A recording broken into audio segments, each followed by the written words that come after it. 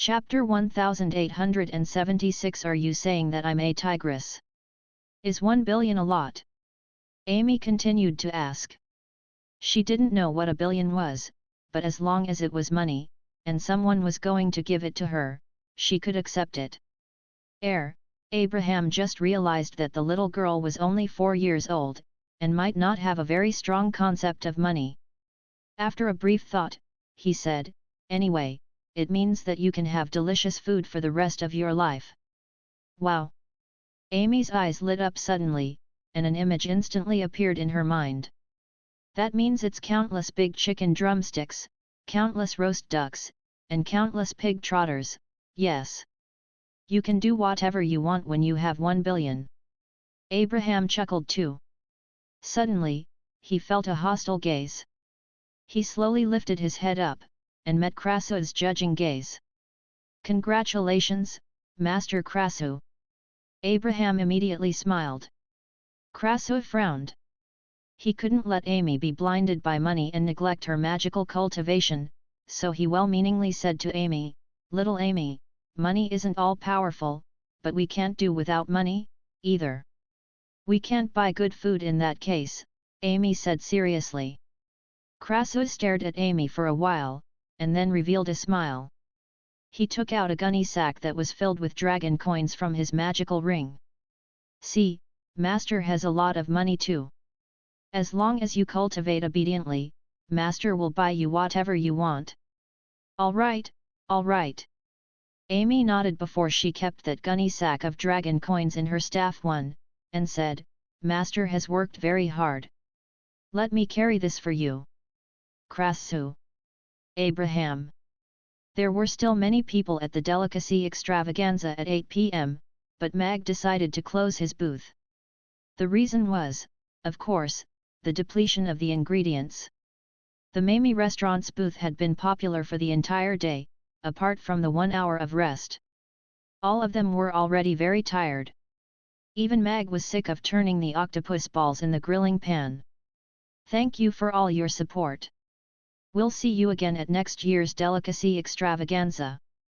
Of course, you can come to Mamie restaurant if you want to eat the octopus balls," Mag smilingly said to the customers who were still unwilling to leave. "Mr. Chef, are you not coming back tomorrow?" A maiden with big eyes looked at Mag with shock. The other customers were also perplexed when they heard that. The delicacy extravaganza would span 7 days, and today was only the first day. "Yes. Mamie restaurant is only participating for 1 day." Mag nodded smilingly. "I haven't learned how to make the stir-fried octopus in XO sauce, what should I do now?" a woman asked nervously. The people who wanted to try making the octopus tentacle series at home were also looking at Mag. Although they had seen how to do it, they weren't sure that they could actually follow in action. They planned to return for reinforcement tomorrow again. "Although we're not coming back tomorrow, the giant screen will not be removed. It will play the teaching videos of the 4 dishes on a loop. If you all have any doubts, just come back to watch it a few more times," Mag explained. "That's great." Everyone was relieved to hear that. "But I still like the way Chef looks when cooking. You look so gentle." A maiden looked at Mag with a lingering gaze and stars in her eyes. Mag smiled as he removed the apron, and led the ladies away. He had collected a lot of fangirls today. However, they were not necessarily a good thing for a married man with a kid. After bidding farewell with the ladies at the ice cream shop's entrance, Mag returned to the restaurant alone. He picked up Annie, who was learning magic at Zixie's place, an ugly duckling, which was staring and salivating at black coal, along the way. Annie was very happy. She told Mag with sign language that Zixie taught her many amazing magic spells, and gave her a lot of delicious food. When they reached the door, Annie opened her palm, and a tiny bean sprouted and grew in her palm rapidly. It soon turned into a bean sprout. Mag looked at that little bean sprout with surprise, and said, "Yes. Our Annie is improving very fast." Annie looked around her, and then planted the bean sprout in a small flower pot at the side. The smile on her face widened. Irina came out. After flicking a glance at that bean sprout, she smilingly said, "Nature magic is indeed most suitable for Annie. It's an extremely good fit, and it's also easier for her to cultivate." The 3 people and 1 cat entered the restaurant. Smiling, Mag said, "Do you all want to eat anything? I'll make it for you." Meow. Ugly Duckling dashed into the kitchen, and soon came out with a long fish in its mouth. Mag looked at Ugly Duckling, which had its head and paws soaked, and made the kitchen sopping wet, and gravely said, "Ugly Duckling, if Amy sees you like this, you will end up in the oven." Splat! The big fish landed on the floor, and instantly splattered around. The shocked Ugly Duckling didn't forget to press down on the fish with its paw, but it was still looking at Mag with a slightly gaping mouth as if it couldn't recover from Mag's words. "Do you think it's fat enough?" Irina was also sizing Ugly Duckling up smilingly. Ugly Duckling's eyes widened a bit more. It pushed that fish out a little before retracting its paws, and took 2 steps backwards. It pressed itself against the wall and shivered. This whole family was simply too scary. "I'm just joking with you." Mag walked over, and picked up that fish. He tossed it back into the tank, and was prepared to make a pot of fish soup for Ugly Duckling. Annie went up to pick up Ugly Duckling gently. She cuddled it in her arms, and caressed its head gently. Purr, purr. Ugly Duckling soon made comfortable purring sounds as it lay comfortably in Annie's arms. Annie smiled too. "She's such a kind child." Irina retracted her gaze from Annie, and went to the kitchen's entrance. She looked at Mag, who was processing the fish. "Oh, yes. Amy won the tournament." "Hey!" Mag turned around. He only reacted after a short while. "You said Amy won the tournament?" "Yes. She broke my record of the youngest magic caster to ever win the Magic Caster tournament." Irina nodded with a smile. "Furthermore, she's the youngest advanced magic caster in history now." "She's indeed my daughter." Mag nodded. He couldn't hide the pride in his smile. "She inherited the magical talent from me." Irina tilted her head up a little. "Indeed. A tigress mom would never have a puppy daughter. She's a chip off the old block." Mag nodded in agreement. "Are you saying that I'm a tigress?" Irina looked at Mag with an increasingly dangerous look. Mag 1. "I think she has a dimensional space in her staff." Of course, they were going to celebrate for Amy again when she returned tomorrow. It was indeed beyond Mag's expectations that Amy could advance all the way, and finally win the Magic Caster tournament. As for her becoming an advanced magic caster, it even made him feel a little ashamed as her dad. If he hadn't had all kinds of amazing encounters, squeezing every tiny bit out from the system, he would have become Amy's protectee. Meanwhile, that poor little thing in the past had become the most eye-catching champion now. It made him feel gratified and proud. Mag put his wine glass, and said to Irina, "Tomorrow is our off day. Let's go out for a vacation as a family after Amy comes back." Irina popped a piece of fish into her mouth, and casually asked, "Where are we going?" "We have been to the seaside, Snow Mountain, and grassland," Mag murmured. He couldn't think of anywhere interesting to go at that moment. "Why don't we go to the Firefly Valley? Amy and Annie would like it," Irina suggested. "At this time of the year, the fireflies should have come out under Dragon Island." "All right. We'll do as you said." Mag nodded.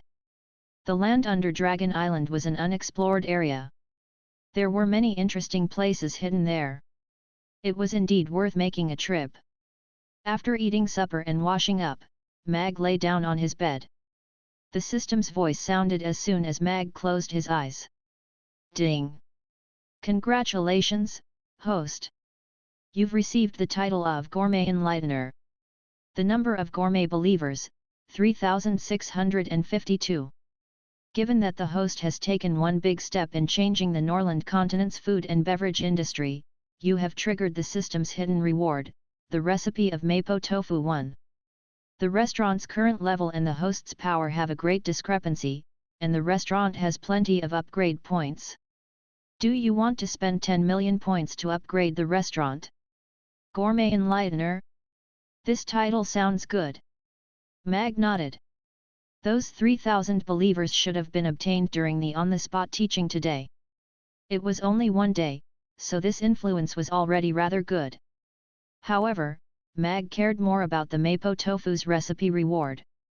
This was one of his favorite Sichuan cuisine dishes. The spicy and refreshing Mapo tofu was an excellent dish to eat with rice. Mag felt that giving away 2 dishes but getting the Mapo tofu in return was completely worth it. Mag was also rather interested in upgrading the restaurant.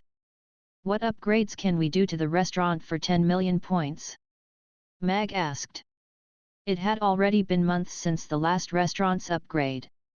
With 10 million points, you can upgrade the restaurant into a flying fortress. The restaurant will receive the complete flight movement ability, and its speed can reach Mach 1. The restaurant will also receive a level 9 anti-strike ability, the system replied. Mach 1 was even faster than a commercial flight cruising speed. Although it couldn't compete with a modern-day fighter jet, it was already very over the top for a restaurant. A restaurant that could fly was naturally full of gimmicks. To Mag, the existence of Mamie Restaurant had already elevated from the initial stage of survival to the stage of ideals, bringing scrumptious food to the Norland continent. The ice cream shop and Mana Hot Pot restaurant were extensions of Mamie Restaurant. When he was fighting with that octopus monster in that underground cavern, and almost died in the tribulation lightning, his deepest and biggest regret was that he hadn't watched Amy grow up, bringing her to see the different parts of this world and experience different ways of life. Although Mamie Restaurant was already the name card of Chaos City, it was only famous in a small circle. Its influence couldn't even compare to the pancakes that could be found everywhere on the street. This was incongruent with his god of cookery's ideal to bring changes to this world's delicacies, and let more people have a chance to try scrumptious food. The livestream tutorial at the Delicacy Extravaganza today was a kind of new attempt for him.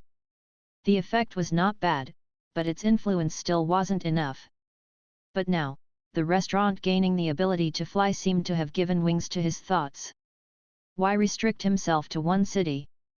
The world was so big, so why not bring the restaurant out to take a look? Although it was comfortable to let the Mamie Restaurant's regular customers enjoy the familiar and constantly tasty food daily, his experience and culinary skills could hardly improve in this manner. System, you said you want to make me the god of cookery, but how am I going to become the god of cookery?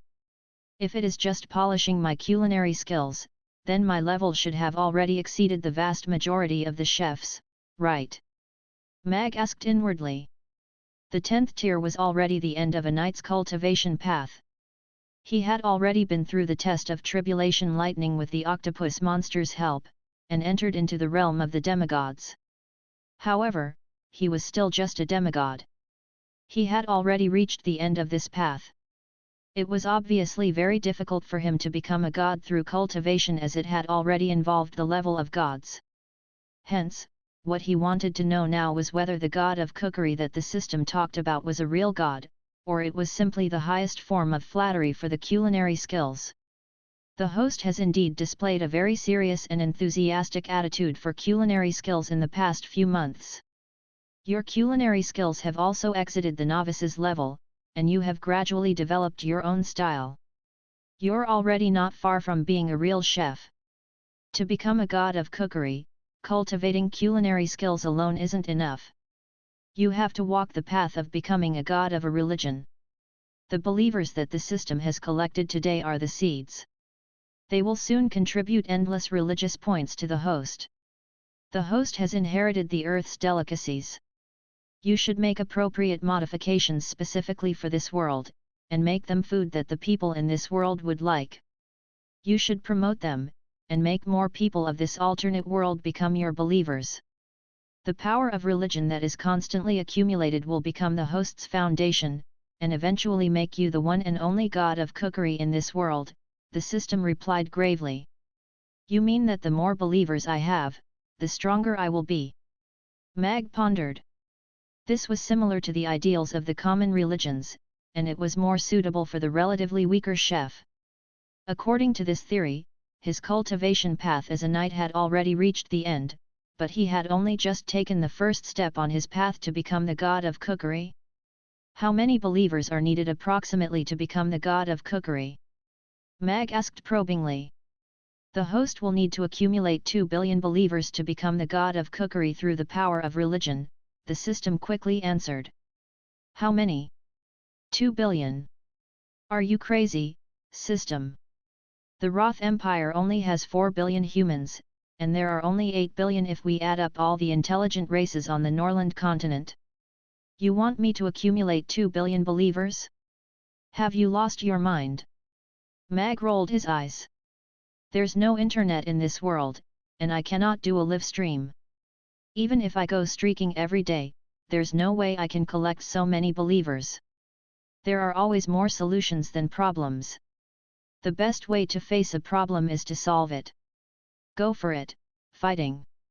The system's positive voice appeared in Mag's mind. One Mapo tofu is a popular Chinese dish from Sichuan province. It consists of tofu set in a spicy sauce, typically a thin, oily bright red suspension, and is based on dao ban, fermented broad bean and chili paste, and dushi, fermented black beans, along with minced meat, traditionally beef. Variations exist with other ingredients such as water chestnuts, onions, other vegetables, or wood ear fungus. One account indicates that the dish existed as early as in 1254, in a suburb of Chengdu, the capital city of Sichuan province. I am back, Mag couldn't help suspecting, if a belief could create a god, were those entertainment companies actually making gods secretly? The path to become a god on Earth has already been sealed. It's no longer feasible, or else any Tom, Dick, or Harry can become one after practicing for 2.5 years. The system's mocking voice rang out. However, their thinking is correct. In order to attract fans quickly, they need to have enough exposure. But the biggest problem in this world is there are no methods for high exposure. Mag furrowed his brows tightly. He wouldn't mind singing, dancing, rapping, and then debuting if there were TV and internet in this world. However, it was barely the age of steam currently, and he could easily fall if he took too big a step. The steam engine was still in the testing stage, so Mag couldn't bring the TV and internet over haphazardly. However, today's live stream teaching had given him some new ideas. Even though the alternate world's technological advancements were behind the times, the magical developments sort of made up for the technological inadequacies. If used correctly, magic could even achieve the same effects as technology. It was generations of hard work to get from video recorder to projector. Add a transformation spell formation in between a photo stone and a projector stone, and a short distance broadcast could be done. This was also the wisdom of the alternate world's people. However, the problem of long-distance transmitting wasn't solved. Because of its huge size, it couldn't be a family entertainment project. If we put the projector stone and photo stone into a box, and shrink the transformation spell formation, the photo stone could be a DVD. This project seems to be doable. Mag rubbed his chin as he thought hard. Then, we can insert a 3-minute culinary teaching video in the opening scene. Mag had already drawn 3 design plans for the magic vision before dawn, and started to build models for each one of them. Because the image's transformation system was already very advanced, Mag only needed to do an integrated optimization design to make the original gigantic system fit into a flat box. Of course, he couldn't do the optimization for the spell formation. What he had done was designing. He would leave the optimization to professional formation masters. Let the professionals do what they were good at. This was the rationale that his dad taught him since he was young. Mag already had a candidate to handle the magical optimization. Done. Mag happened to get the blueprint that was just printed out when the 6 a.m. alarm clock rang. Mag racked his brain with all he knew to come out with this system to let the people in the alternate world skip over the black and white film and TV, and step straight into the age of color TV. Currently, he still couldn't overcome the problem of broadcasting, so the first generation of magic vision could only be called a photostone projector. A specially made photostone could be placed in the reading slot, and the images recorded in the photostone could be played immediately. This was nothing new. Many organizations and well-to-do families had that. Therefore, Mag's objective was to make every family have a magic vision, making it a common commodity. Hence, he had to break through the price's bottom line, and at the same time lower its threshold of operation, making the photostone DVD popular in the alternate world. However, he wondered how would the people feel many years into the future when everyone had a magic vision when they discovered that the person who designed this wanted to make them watch a 3-minute pre-installed commercial? After keeping the blueprint, Mag washed up, and went downstairs to make breakfast. Coming up with the magic vision couldn't be done in one day. Popularizing it and making it a necessity in every home was even a long-term affair. Mag already had an idea on how to increase his influence in a short time to gain more fans after a night of thinking. Today was a rest day, so he had told Irina and Annie last night to sleep in and wake up at 8 a.m. Meanwhile, he went out on his bicycle, and rode straight to the little SYS seafood shop. Boss Mag. The little SYS seafood shop was already open, and Alia greeted Mag with a smile when he walked in. The other shop assistants quickly greeted him too. Please do your thing and don't bother with me. Mag nodded with a smile before asking Alia, how was business yesterday? The number of customers buying octopus tentacles suddenly increased yesterday. We sold 1,000 kilograms of octopus tentacles. Alia couldn't hide the excitement on her face. Compared to the first day's business, yesterday's business was fantastic. It's not bad. Mag nodded. The booth at the Delicacy Extravaganza had sold over 2,500 kilograms of octopus tentacles yesterday. He didn't expect the seafood shop would get such great results too. He continued, the restaurant won't operate its booth today, but the seafood shop's booth will go on. You will bring 5 employees to take over the seafood shop's booth, and the rest in the shop will guide their new colleagues. Will there be any problem? No, I have already briefed them yesterday. There will be no problem with the current customer volume. Alia nodded in agreement. Mag had asked Alia to get the 10 backup elves that day to the seafood shop and train them, making sure that Alia could take over the seafood shop's booth while ensuring the seafood shop had enough manpower. The Delicacy Extravaganza was still the little SYS seafood shop's greatest customers' source. The seafood series dishes had to become dishes that everyone knew, and even become Chaos City's famous dishes before the little SYS seafood shop could achieve the spectacular achievements of everyone eating the great old one in Mag's expectation. Mag nodded slightly, and gravely said, there are about 5,000 kilograms of octopus tentacles in the refrigerator under the seafood shop's booth. It should be enough for today. You just need to bring our people over. The human traffic at the Delicacy Extravaganza will be tremendous, and you will be very busy. You all need to anticipate that you will be working from 8 a.m. to 8 p.m. You will arrange the shifts for the next 7 days. Yes. I will make the arrangements. Alia nodded seriously. Mag left a few instructions before returning to the restaurant. He trusted Alia's ability. Irina and Annie came downstairs just as he finished making breakfast. I was about to go wake you two up. Mag smiled at the two of them. We wake naturally when we smell the aroma. Irina looked at the breakfast on the table. There was yushao, soybean milk, and tofu pudding. Annie showed a pure smile. After breakfast, the door rang when Mag was preparing the home cinema system, and Amy's cute voice could be heard. Father! I am back. Chapter 1879 We'll only have the strength to argue after we are full. Outside of the door, Amy was carrying a big trophy. She caught Ugly Duckling, which threw itself into her arms, and held it under her armpits. While rubbing its head, she said disdainfully, Ugly Duckling, you've got fat again. Also, don't damage my trophy. This is pure gold, which is much more expensive than you. Mag came to the door before Amy, who was wearing a brand new magician robe, and smilingly said, "Our little Amy is home so early." "Father." Amy dumped Ugly Duckling aside, and raised the trophy up high. "See! I got the championship and a big trophy."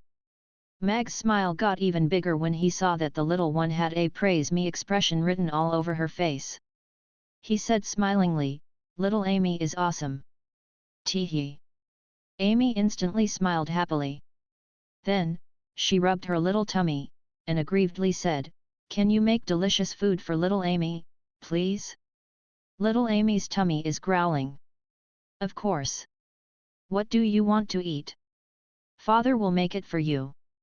Mag nodded smilingly before taking the big trophy from her. The heavy trophy wasn't made of pure gold, but it had to be made from an even more precious material than gold. Looking at the 2 rows of tiny bite marks, Mag was stunned for a moment before he realized what happened to the trophy. "Oh, yes, where's Teacher Krasu? Didn't he come back with you?" Mag asked. "He went to look for Teacher Urian. He went next door after he sent me to the door." Amy pointed to the magic potion shop. "He shouldn't have eaten breakfast, either, right?" Mag asked. "Yes. He hasn't had breakfast yet, since I woke him up to send me home." Amy nodded. "All right, come in." Mag nodded with a smile. "Hum." Amy skipped in. She rushed forward happily when she saw Irina and Annie. "Mother! Big sister Annie! I missed you guys." Irina put Amy on her lap after she hugged Annie and smiled at her. "Little Amy is so awesome. You have broken all of Mother's previous records. I heard from Teacher Krasu that you were the champion in the past too." Amy nodded. "Yes. I thought nobody could break my records, but I didn't expect my daughter to break my records eventually. It proves that I am really outstanding." Irina nodded with pride on her face. "I think I also have half of the credit." Mag interrupted. Hum. Your back office support is indeed not bad." Irina nodded. Mag looked at Amy, and smilingly asked, "Tell me, little Amy, did you use the close combat magic or long-range offensive magic more frequently at the Magic Caster tournament?" As the close combat magic's actual combat instructor for Amy, Mag modified and improved the close combat magic that Amy learned from Krasu. He made it more practical while ensuring the close combat magic's explosive power at the same time. Krasu's close combat magic was simple and violent as it depended on the powerful suppressive magic that was exerted during the melee. Meanwhile, Amy was more like a magic swordsman. She would search for an opportunity to strike effectively. At the same time, she could maintain the high explosive power during a melee while she attacked precisely. About half each, Amy pondered seriously. "But most of the time I used close combat magic to conclude the battle. Father will make you fried rice now. Then, our family of 4 will go out for a vacation." Mag went into the kitchen, feeling rather smug.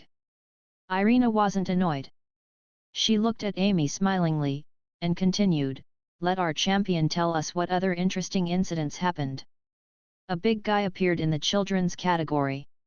He defeated all the children, and then got the championship in the children's category. "I defeated all the adults, and got the championship in the adults category." "Then, he got laughed at," Amy said with a smile. "That is really one miserable youth category's champion." Irina also laughed after she heard that. She remembered that the youth category's champion when she won the tournament also looked older than her. It was really funny when he looked ashamed standing next to her. Mag carried a bowl of Yangzhou fried rice and savory tofu pudding out before he packed a few dishes and a bottle of 50-years-old rum, and sent them to the magic potion shop next door. Before Mag entered, he already heard Krasu and Urian talking loudly. Although their decibels were as high as usual, the ambience of their conversation sounded friendly for the first time. Krasu laughed loudly as he said, "You didn't see Richard's face. It was bloody red when our precious disciple sent his disciple out of the arena. He couldn't speak for a long time, that old chap always thought he had taken in a few precious disciples. Amy has really done us proud. Urian's slightly hoarse voice also sounded rather excited. Isn't it so? Even both of us old chaps couldn't match Amy's talents. She has only just broken through the 7th tier, and she can already easily deploy the frost domain and her self-invented fire magic. Her fighting style is completely unpredictable. No one was her match at the Magic Caster tournament. It's extremely like my style. Tui. That is obviously my style. If it weren't for the frost domain, Amy wouldn't have disarmed Richard's disciple's magic so easily. Rubbish. If Amy had used the flame domain, that kid would have been roasted long ago. How could he have hidden himself for so long? Mag quickly went in with the takeaway box when he heard the two of them start to argue. He looked at the two masters who were arguing over the counter with a smile. Both of you masters are indeed here. Krasu and Urian turned to look at Mag together, and restrained their emotions. It's due to both your teachings that Amy was able to get the championship. I have fried a few dishes, and brought along a 50-years-old rum to show my appreciation. Mag put the takeaway box and rum on the counter, and then took the dishes one by one out from the box. The cut-up beggar's chicken was still steaming. The spicy crayfish still had its pincers up.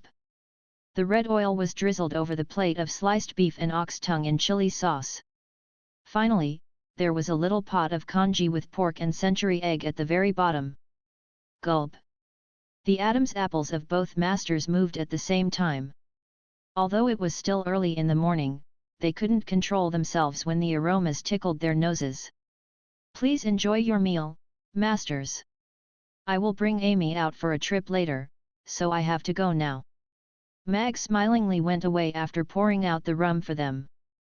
Krasu and Urian looked at each other, and then at the dishes and rum in front of them. Let's eat first before we argue. We'll only have the strength to argue after we are full. Krasu gave in first.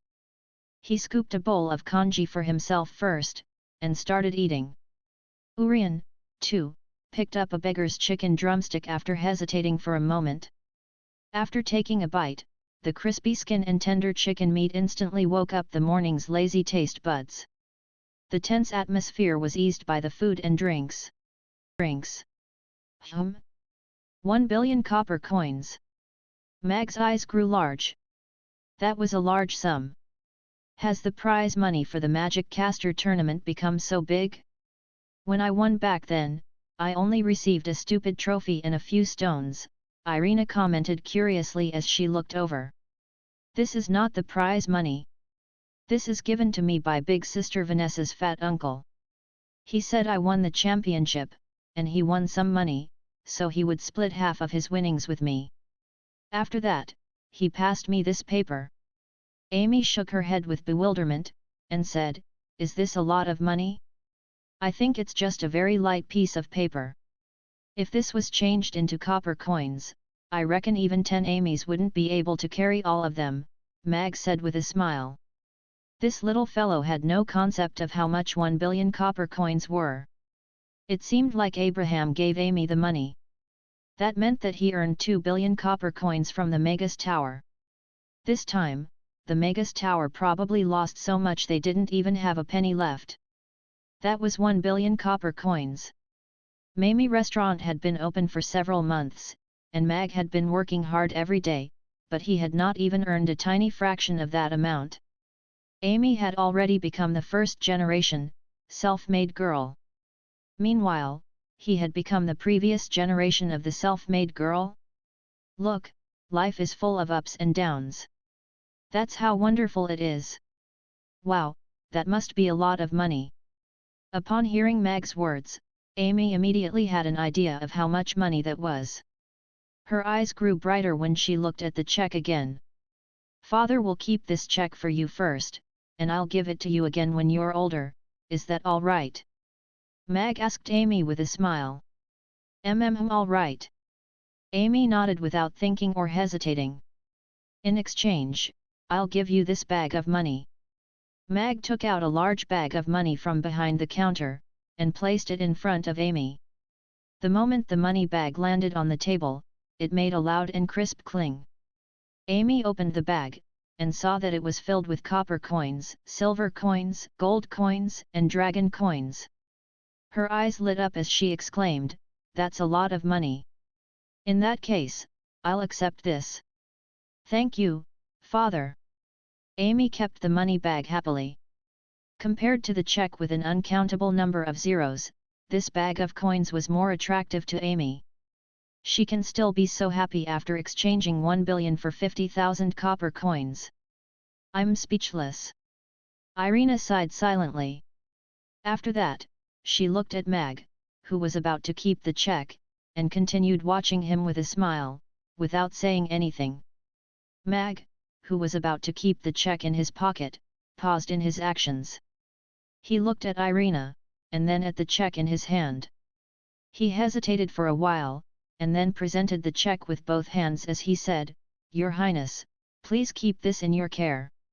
"Small. Weak. Pitiful. How could I?" Irina took the check with a smile, and as she kept it, she said casually, "There seemed to be more money in the drawer."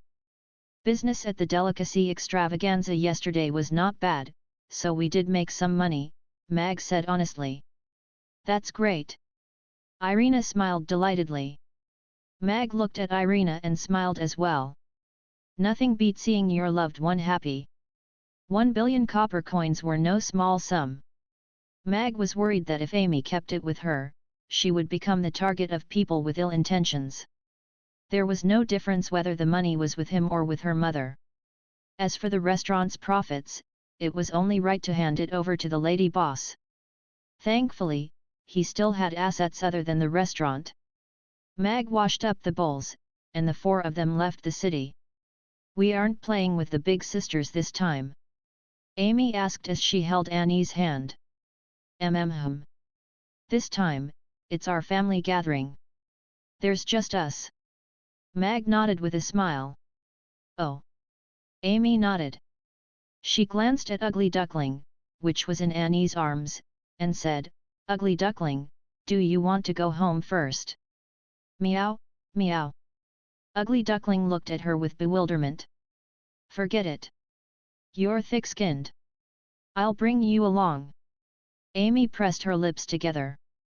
Irina teleported them straight to the peak of the mountain.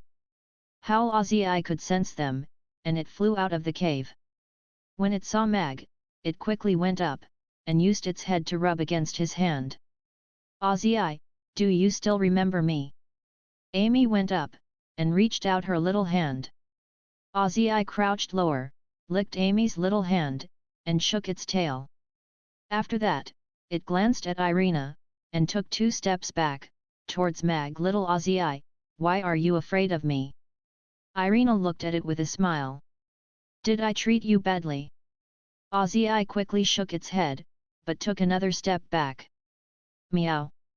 Ugly Duckling peeked its head out from Annie's embrace, and meowed provocatively at Ozzy.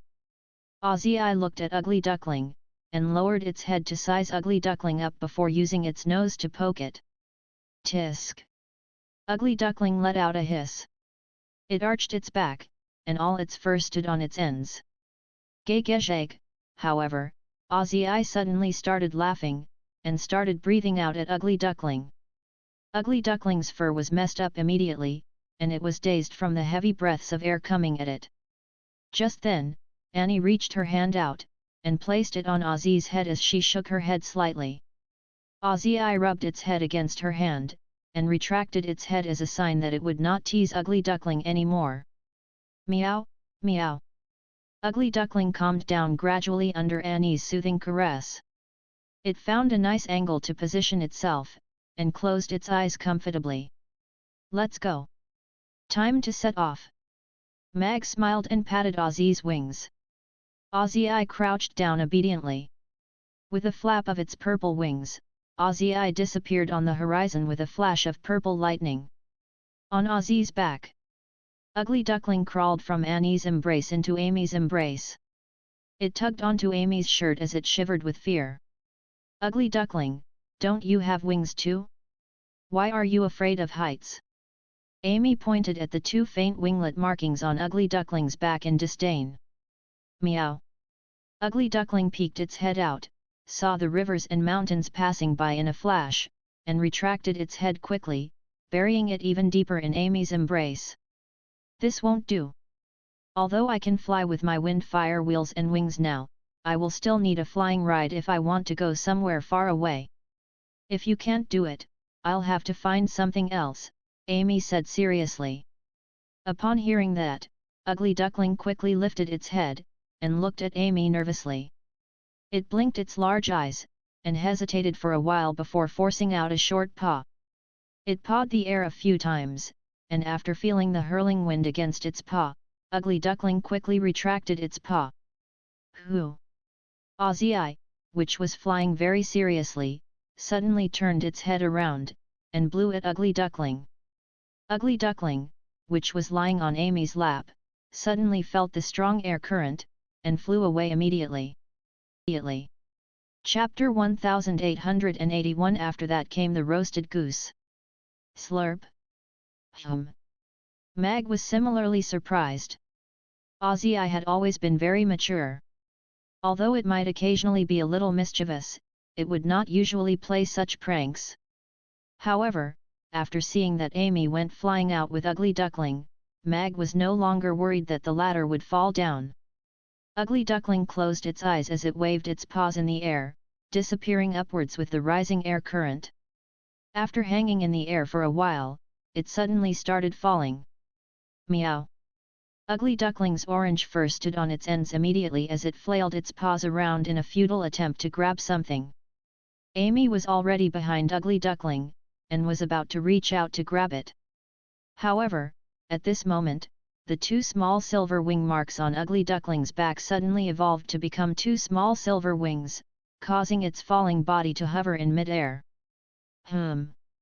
Amy's stretched arms paused in mid-air as she stared in shock at Ugly Duckling, which grew a pair of furry wings. It's actually flying? And even grew wings. Mag looked at Ugly Duckling, equally shocked. The two wings were very small, just the size of an adult's palm. In comparison to Ugly Duckling's round body, the wings should not be able to hold its weight up. Mag had long felt that Ugly Duckling was not ordinary. At least, it should not be just an orange fatty that only knew how to eat. In that case, Ozzy's actions were not pranks, but an attempt to trigger Ugly Duckling's potential? Has it already grown to become a swan? In that case, Irina stroked her chin, deep in thought. Ugly Duckling was also stunned that it would suddenly be suspended in mid-air. However, upon hearing Irina's voice, it looked down instinctively. Meow! The pair of small wings froze, and Ugly Duckling's hovering body started falling again. However, Amy acted fast this time, and scooped it up. After that, she flapped her wings gently, and held Ugly Duckling up in front of her. She looked at it with a smile, and said, "Ugly Duckling, open your eyes." Upon hearing Amy's voice, Ugly Duckling opened its eyes slowly, and meowed a couple of times at Amy with grievance. "Look, you've grown wings. Also, you were flying just now, and hovered in mid-air. Do it once again to show me," Amy said expectantly as she fiddled with its little wings. Omega Omega! Ugly Duckling turned back to look at itself, and was stunned immediately. "Here, try flapping your wings like me." Amy flapped her translucent wings gently as she guided Ugly Duckling along. Ugly Duckling stared at its wings for a while before focusing on trying to control its little wings. The two little wings did not successfully flap. Instead, they swirled around, appearing like they were doing some amateur tricks. "Not like that, like this." Amy pressed its wings together, and demonstrated again. Ugly Duckling observed seriously, and appeared to be better at its wing tricks. "I think you're just doing it on purpose." Amy glared at it. Meow! Ugly Duckling looked at her with an innocent face. "In that case, I'm going to let go. I hope you learn how to flap your wings correctly before you land on the ground." Amy let go of Ugly Duckling. Ugly Duckling meowed softly, and started falling once again. In the midst of its fluster, Ugly Duckling still instinctively flapped its wings. However, its fancy wing tricks could not help it stay suspended or fly upwards successfully. Instead, it made Ugly Duckling struggle more in the air, and that accelerated its fall. Ozzy was flying at a very high altitude, and was at least a few kilometers above the ground. It also swooped downwards with Ugly Duckling. After letting Ugly Duckling go, Amy also flew downwards, maintaining a safe distance between her and Ugly Duckling. Mag knew what Amy was thinking of. She wanted to let Ugly Duckling learn how to fly under extreme conditions, just like what Ozzy did. This actually fitted the survival of the fittest theory in the natural world. On top of that, Amy, who was flying with Ugly Duckling, even made a protective shield around it. In the natural world, even Ugly Duckling's mother would not do that. Ugly Duckling's wild wing trips made it a swooping headless fly as it drilled head down. Ozzy was getting stitches from laughing at the sight. It had never seen anything as stupid. Meanwhile, Annie watched Ugly Duckling worriedly. However, seeing that Amy was flying down with Ugly Duckling made Annie a little less worried. Ugly Duckling was falling at a really rapid speed. In no time at all, it was only less than 50 meters above the ground. Below it were big, hard rocks. If Ugly Duckling were to fall at that speed, its head would definitely get crushed. How stupid! Amy sighed. She flapped her wings, and increased her descent, closing in on Ugly Duckling quickly as she got ready to scoop it up. Ugly Duckling started twirling its wings around even more rapidly as it saw the ground getting closer. However, it suddenly seemed to have realized that the twirling and fancy wing tricks would not help it fly. Its floundering wings suddenly stopped moving, and opened up naturally. At the same time, its falling body suddenly stopped, and started to rise as though an air current beneath it had pushed it up. Amy quickly turned to the side. Otherwise, she would have smacked Ugly Duckling, who finally stopped falling, straight into the ground. However, she was not angry at all. Instead, she looked at Ugly Duckling in shock as she exclaimed, "It actually stopped." Ozzy, which stopped in mid-air, and everyone on its back looked at Ugly Duckling in shock. It was apparent that Ugly Duckling was a little shocked too. However, it seemed to have really understood something this time. It stopped all the fancy tricks it was doing, and tried to flap its wings slowly. Its round body started rising slowly. Although it was still rather unsteady, at least it was still moving upwards. "Ugly Duckling, you've learned how to fly!" Amy exclaimed after watching it fly for a while, and flying alongside Ugly Duckling. "Meow!" Ugly Duckling meowed, and even spun around carefully. It was getting a little proud after overcoming its fear of heights. It was said that after the Ugly Duckling flew into the air, it would become a white swan, and after that came the roasted goose. "Slurp," Amy said with a chuckle. "Meow." Ugly Duckling was startled, and started crash-landing once again. Thankfully, Ozzy managed to scoop Ugly Duckling back onto its back with a breath. Ugly Duckling scurried into Annie's embrace, and shuddered with fear. "I'm just kidding." Amy reached her hand out, and caressed Ugly Duckling's head. After that, she touched its small wings, and disdainfully said, "The wings are too skinny." Whoosh! Ugly Duckling's little wings disappeared, and turned back into a pair of silver wing marks. Ugly Duckling stuck its head into Annie's arms, shutting everyone off. "Let's go, Ozzy. Time to set off." Mag patted Ozzy with a smile.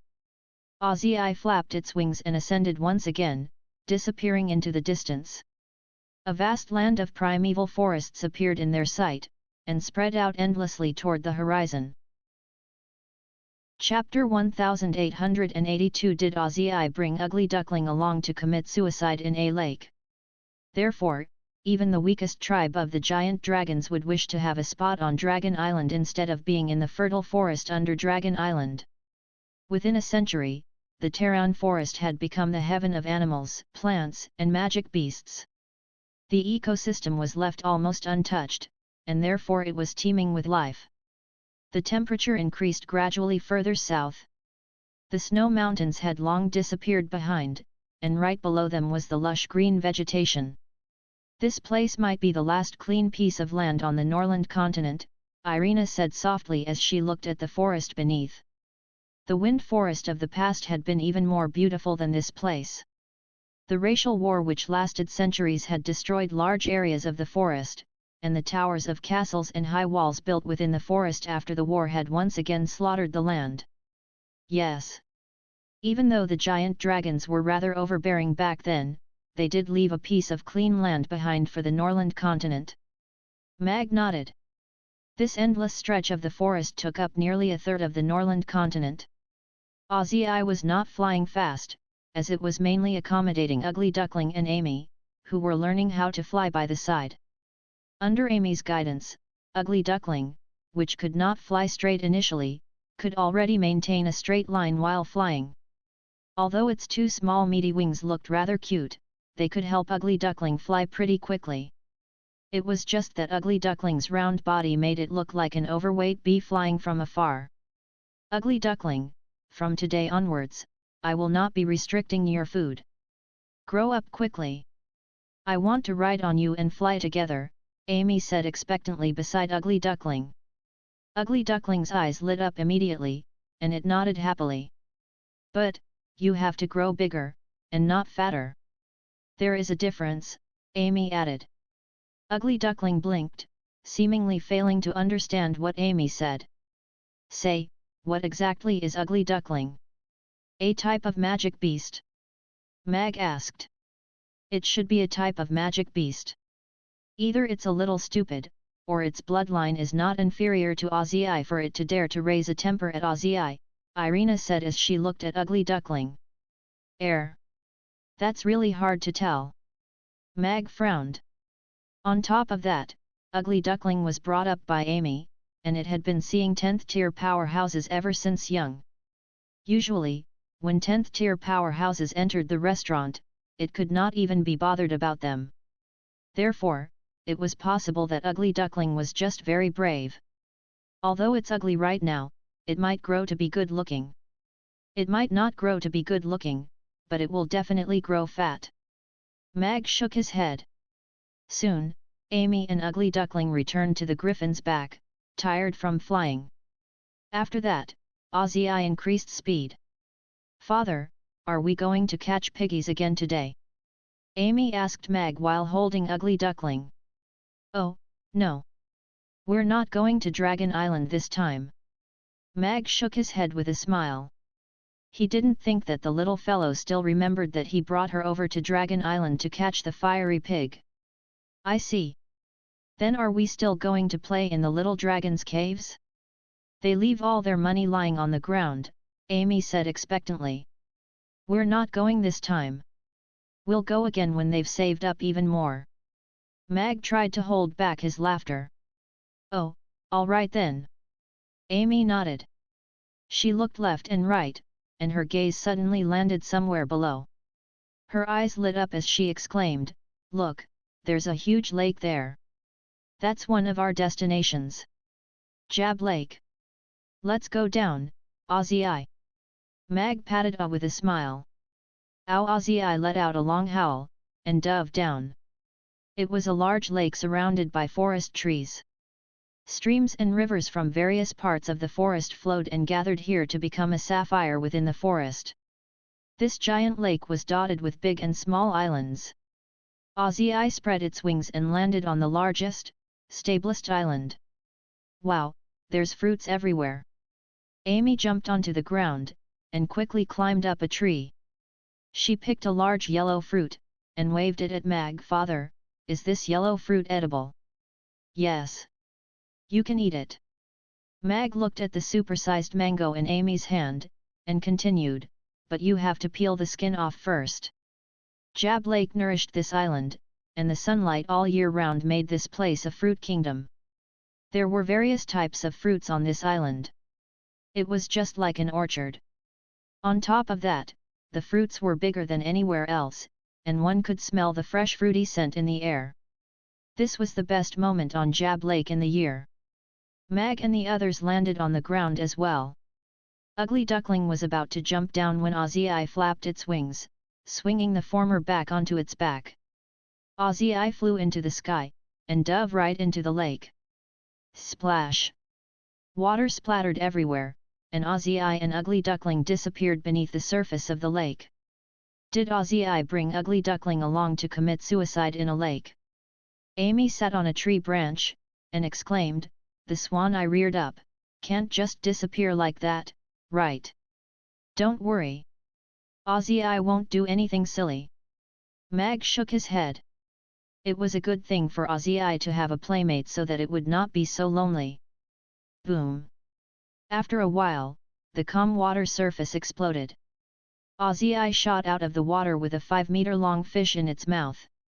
At the end of the fish's tail hung an orange cat. "I see, they went to catch fishes. It seems like Ugly Duckling learned how to swim." Amy blinked.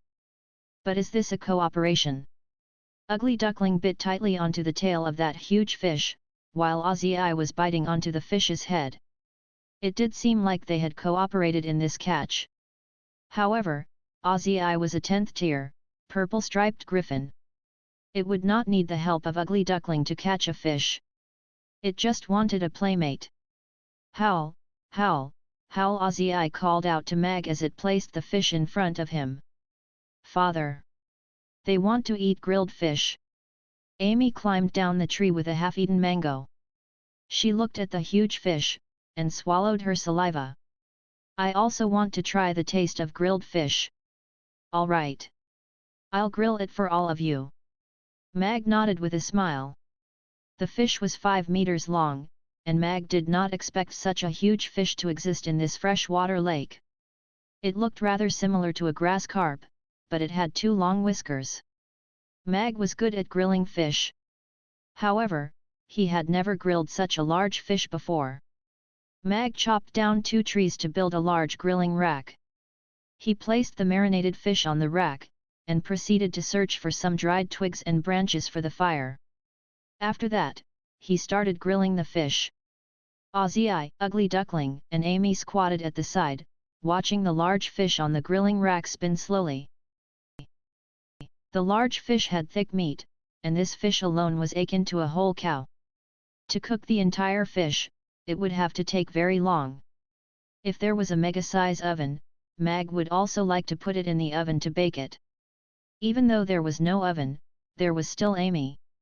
Mag made a simple oven using sheets of metal, and kept the charcoal fire.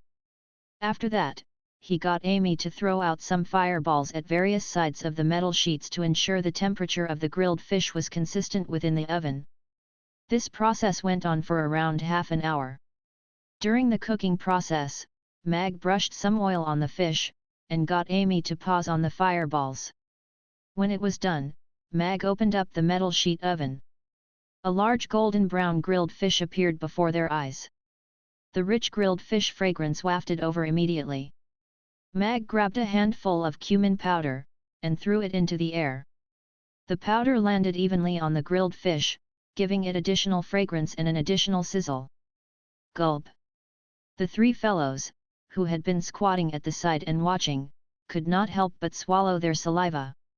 Ugly Duckling reached a paw out towards the fish's tail, but was quickly stopped by Amy. "Don't be impatient. The fish tail is mine." "Meow, meow." Ugly Duckling turned its head around to look at Amy, as though it was unable to accept that fact. "Is it done?" Irina walked over with a large plate filled with a variety of fruits. There were mangoes, watermelons, and others that Mag could not identify. However, they looked very juicy. "Yes, it's done." Mag nodded with a smile. "Ozzy and Ugly Duckling have prepared a feast for us today." "Hoo-hoo!" Ozzy howled proudly, and looked at Mag panderingly. Meow! Ugly Duckling followed suit, and reached its paw out for the fish tail again. That was its last insistence. "Here, I'll give you guys the head and the tail." Mag took out fat head fish, and the large fish head, together with a large section of meat, was severed with a swift chop. Mag tapped it gently with the knife, and the head flew out. Ozzy, which had been waiting for a long time, flew up to catch the head with its mouth. After that, it brought the fish head to a tree nearby to enjoy it. After that, Mag cut out a piece of the fin, and threw it to Ugly Duckling. Ugly Duckling jumped up, and bit onto the fin that was almost its size. It brought the fin to a clean stone nearby, and started nibbling on it. The crunchy fin let out a crispy sound as Ugly Duckling ate. Ugly Duckling was so happy it was swinging its tail from side to side. "It's ours next." Mag took out some plates, and cut out the meat, together with the skin, near the head area, and passed it to Amy, Annie, and Irina. A small table was set up in the shade of a tree. A cool breeze blew over from the lake, and the air was filled with a wonderful fruity scent. They all had a piece of grilled fish each, and there was even a large plate of fruits in the middle. Mag and Irina opened a bottle of red wine. Meanwhile, Amy and Annie had some fresh fruit juice. To Amy, who won the championship at the Magic Caster tournament, Mag lifted his glass as he toasted. "Congratulations, Amy! You have broken a series of records I left behind. You have taken over your mum's legacy in thrashing the Magus Tower." Irina raised her cup as well. Annie passed a little green grasshopper she made with aloe vera to Amy with a smile. "It's so cute." "Thank you, big sister Annie." Annie received the little grasshopper with a smile, and raised her glass of fruit juice. "Cheers!" They clinked their glasses gently, and took a sip. After that, they began to settle the grilled fish in front of them. The large fish had exceptionally thick and fresh meat. The fish, which had been scaled, was grilled to a nice golden brown. The fish's belly was slit open with a small knife, and one could already feel how crispy the skin was. At the same time, the meat under the skin was exceptionally tender. Mag used a fork to feed the meat, together with the skin, into his mouth. The tender meat melted in his mouth almost immediately. The crispy fish skin was increasingly fragrant the more he chewed on it. The spices gave the fish a wonderful taste, which filled the entire mouth cavity as he chewed. Although it was a freshwater fish that had grown to such a large size, the meat was neither fishy nor dry. This method of grilling was a little different from how Mag did it at the restaurant. However, even without the gravy and continued cooking on the charcoal fire, it still had a unique grilled flavor. The grilled fish disappeared in no time at all. They finished off with some chilled watermelon, and life felt complete at that moment. "The grilled fish is really good. Father, I want more," Amy told Mag expectantly after she finished the fish on her plate. Meow Ow Ugly Duckling and Ozzy had returned to the grilling rack, and were also looking at Mag expectantly. "Here." Mag cut off some meat for them with a smile again. The 5-meter-long fish was almost gone, most of it had gone to Ozzy's and Ugly Duckling's stomach. Meow Ugly Duckling, whose belly was large and round after the feast, lay facing up on a stone as it licked its mouth with satisfaction. It was the first time it had experienced being full since it had been born. It was indeed a blissful feeling. Ozzy was still gnawing at the fish head at the side. This might be a large fish to everyone, but it really could not really fill it up. However, the grilled fish tasted way better than raw fish. Even the bones were flavorful. Mag and his family had already started on their fruits. There was chilled fresh fruit juice and freshly picked fruits accompanied by the breeze. "How relaxing! So blissful burp," Amy said happily as she bit into the chilled watermelon. Annie also had a smile on her face as she held a glass of fruit juice. Mag looked at the glistening lake, and then at Irina, Amy, and Annie beside him. He had his wife and 2 daughters around on such a relaxing day. Such a worry-free life was indeed comfortable. "Amy. Father and Mother have something to tell you today," Mag began after glancing at Irina. Irina also looked at Amy with a smile. Amy sat up straight and looked at the 2 adults curiously. She guessed, could it be that I am going to be an older sister? Mag and Irina felt embarrassed immediately at the same time. They did not expect that the first thing the little fellow thought of was another baby. You're not going to become an older sister. It's just some things about your mother and I. It was also something that you've asked me about often in the past. Mag shook his head with a smile. Amy blinked and listened seriously. I am Mag Alex, the #1 knight on the Norland continent. She is the princess of the Wind Forest, Irina, and you are our daughter, Amy Alex, Mag said seriously. Yes. Mag nodded and looked at Amy worriedly. Amy blinked. She suddenly realized a very important thing. She looked at Irina, and her eyes reddened slightly. So big sister Irina, you really are my mother. I'm sorry for not telling you about it immediately, Amy, Irina said apologetically with a nod. A tear rolled down the corner of Amy's eye. However, she quickly wiped it away. She shook her head, and said, It's all right. I'm just too happy. Amy has a mother too. I'm not a motherless child, I will never leave you again in the future. Irina held Amy gently in her embrace, and pressed her lips together as her eyes reddened. Amy nodded as she held Irina back tightly. Mag let out a sigh of relief. This child is so sensible it breaks one's heart. If it were not because the both of them had enemies everywhere, they would never bear to let Amy go through all this. Now that he had recovered his full strength and even improved, and Irina had no more worries, it was time to tell Amy about it. This was also the decision he made after discussing it with Irina. After a while, Amy calmed down gradually. She looked up from Irina's embrace, and stared at her face for a very long while. She reached out to caress Irina's face, and said, So the face I saw in my dreams was really my mother. I saw your face in your dreams. It really is exactly the same. Irina stroked Amy's head with a smile, and said, In the future, you can see me when you wake up. You don't have to look for me in your dreams. Amy nodded her head hard and smiled brightly. But, father and mother are so powerful, why did you separate? I heard from the customers that Alex is a brave dragon slayer and also the most powerful knight on the Norland continent. All the baddies are afraid of him. After a while, Amy raised her doubts to the two of them. Mag thought for a while, and looked at Amy as he explained, Even though we were both very strong back then, after you were born, because of some baddies, we were very severely injured.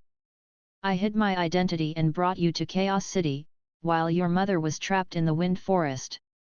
She had yet to recover from her injuries, and was unable to fight those baddies. That's why we couldn't reunite. Who are those baddies who bullied you? I want to shoot them up into the sky with my fireballs. Amy said angrily. Most of them are already dead. As for the rest of them, father can settle them as well. Amy just has to be happy every day. Mag shook his head with a smile. I am much stronger than before now. Those baddies aren't my match. I knew right from the start that father is the most powerful. Amy nodded and looked at Mag with admiration. Irina let out a soft cough, and said seriously, I am very powerful too. Amy looked at the two of them, and asked expectantly, In that case, can I tell others that my father is the dragon slayer Alex and my mother is the elf princess? She wanted to announce to the entire world that she had a mother, and she was the most beautiful and most powerful mother in the world. We want Amy to decide. Mag looked at Amy. We still have some difficult enemies right now. They are everywhere. If we publicize our relationship, we might have to leave Chaos City and Mamie Restaurant for a while in order to protect you until we've gotten rid of all the potential danger. Leave? Amy was stunned. Does that mean we will be separated from Big Sister Mia, Daphne, and the rest? Yes. If we continue staying near them, we might bring them danger. Mag nodded. The reason why Andrei and the other powerhouses were so wary of him was not only because he had broken through the 10th tier and become a demigod. It was also because he appeared to have nothing tying him down. No one knew where he was, and they could not find any of his weaknesses. He might just appear by your bedside, and was just like a sword of Damocles. That was what terrified them. Someone as powerful as Alex, carrying Amy on his back on that rainy night, was destined not to be able to step out of that long street. His enemies were still powerful, even more powerful than before. However, as long as they could not find him, they would always be the passive side. Coming clean with Amy was just because they wanted her to know that her birth mother was Irina, and was already by her side. As for whether to declare it to the world, he would respect Amy's decision. Amy considered seriously for a while, and replied to Meg, "If I don't say anything, will Mother continue to be by our side? Will the restaurant continue to open? Will the big sisters continue to work? Can I continue going to chaos school and learn magic from my masters?" "Yes." Meg nodded. "There would be no changes, at least for now. In that case, it's fine that only I know it. I have a mother, and that is the most important thing to me. The rest doesn't matter." Amy smiled. "I like Mother and I like my friends and my current life." "All right. We'll respect your decision." Mag nodded his head with a smile. "Don't worry. In no time at all, I can openly become the lady boss of the Mamie restaurant and your mother," Irina said with a smile as she pinched Amy's face. "Are you going to declare it?" Amy looked at her as she blinked her eyes. "No, since you can live your life with another identity, why can't I enter your lives with another identity?" Irina smiled at Mag. "As long as someone takes more initiative, he might be able to woo me again, isn't that so?" "Did you hear that, Father? You have to do your best," Amy encouraged as she held her fist and looked at Mag as a man with an aloof and mature character. "I am usually in charge of collecting all the young ladies' admiration. If I am suddenly too proactive towards a certain pretty young lady, that would go against my character," Mag said calmly. Chapter 1885 Paratrooper 1, Ready to Go. On the other hand, Irina narrowed her eyes slightly. A dangerous gleam flickered in her eyes. Mag's eyelids twitched. He suddenly felt a little nervous. He naturally wouldn't reject such a romantic thing like falling in love again. However, this involved a question of who took the initiative.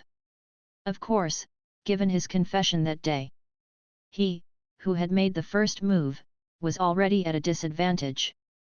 However, in front of Amy and Annie, he needed to maintain his pride as the master of the family. At the very least, he couldn't behave like a lovesick fool. Mag, who could feel a coldness lingering around his neck, quickly smiled, and said, "However, a cool and aloof owner falling in love with a beautiful innocent young maiden isn't unheard of, either, right?" Irina had already taken out a folding chair, and smilingly asked, "So, who is the beautiful innocent young maiden you are talking about? Could it be that pretty orc big sister who came to eat a few days ago?" Amy made an attempt to ask. "Yes. That one." Mag quickly caught that. He was thankful to Amy for throwing him that lifeline. Otherwise, he didn't know if he could withstand that chair when it struck him. Mag smiled at Irina. "I think we still have a chance." "Really? I'm not so sure about that now." Irina declined to comment. "It's fine, Mother. I will help you keep an eye on Father, and not let the other ladies have any chances," Amy said righteously, and turned to wink at Mag. Mag knew the little one most probably didn't know that pretty orc big sister was Irina, so he could only play along with her and nod. Annie was watching with a smile at the side, and rubbing Ugly Duckling's tummy the whole time. The breeze was blowing gently, and the sun was shining bright. Mag tied a hammock under the tree's shade. While everyone was having a nap, Mag roasted a big fish for Ozzy which wasn't full yet, and hadn't had a good meal in a long time to enjoy itself. Amy had a short nap, and then ran to Mag, who was fishing at the lake when she woke up, and asked, "Are we just going to spend the whole day playing on this island today?" Mag removed the fish from the hook, and tossed it back into the lake. He kept his fishing tools, and at the same time replied, "Your mother will decide the rest of the itinerary." Irina stretched herself lazily, and smilingly said, "Let's go. I will bring you all to an interesting place." "What place is it?" Amy ran up to her, full of curiosity. "A mysterious cave." Irina held Annie's hand, and gently landed on Ozzy's back. "I like caves." Amy jumped up too. She kicked Ugly Duckling off in mid-air accidentally when she turned around. "Meow, meow." Ugly Duckling looked up with question marks after rolling 2 rounds on the sand. Mag, who had kept his fishing tools, picked Ugly Duckling up, and shook the sand off its face. He smilingly asked, "Don't you know how to fly?" Ugly Duckling shook its shoulders hard, but it didn't take off. It gave up immediately, and chose to let Mag carry it. "Let's go, Ozzy. Fly towards the southwest, and land in a place approximately 800 kilometers away," Irina ordered Ozzy. "Howl!" Ozzy, who was full from a good meal, let out a hearty roar, and flew towards the southwest. Islands that were hovering in the sky began to appear in their line of vision. The Isle of Skye was also known as Dragon Island. Apparently, the giant dragons were born on the Isle of Skye, so it was deemed as a holy land by the giant dragons. They could see giant dragons flying across the sky like little black dots occasionally. Ozzy concealed its presence, and glided close to the ground, trying its best to avoid attracting the giant dragon's attention. "This is the forest. That is the river.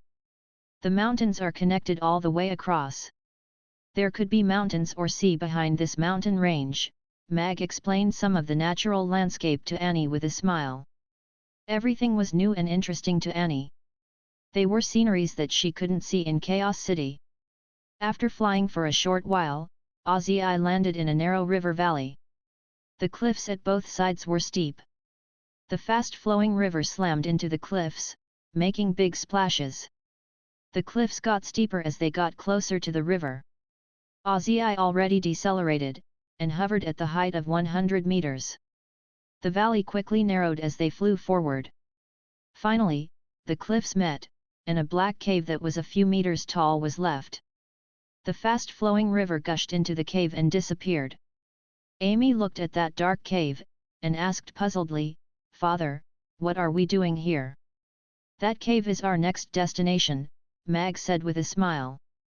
He bought a sturdy canoe and a set of parachutes from the system. "Let's go. Amy, you will fly on your own, while I bring Annie and your mother down." Mag kicked the canoe down, and then grabbed Annie and Irina. He gravely said, "Paratrooper 1, ready to go." Then, he leaped forward. Skydiving was one of Mag's few hobbies in the past, and his control now was even incomparable. He landed on the canoe that was drifting with the flow accurately. Mag released the parachute, and let it fly away with the wind before saying excitedly, "Perfect landing." Amy flew next to the canoe. One of her feet was on Ugly Duckling's back as she praised, "Father is awesome. You jumped down from the sky with just a piece of cloth." Annie was also looking at Mag with admiration. Mag curled his lips slightly with a tinge of smugness. That was the effect he wanted to achieve. "Although we flew down in such a strange way, it's almost the same if we jumped down directly, right?" Irina frowned.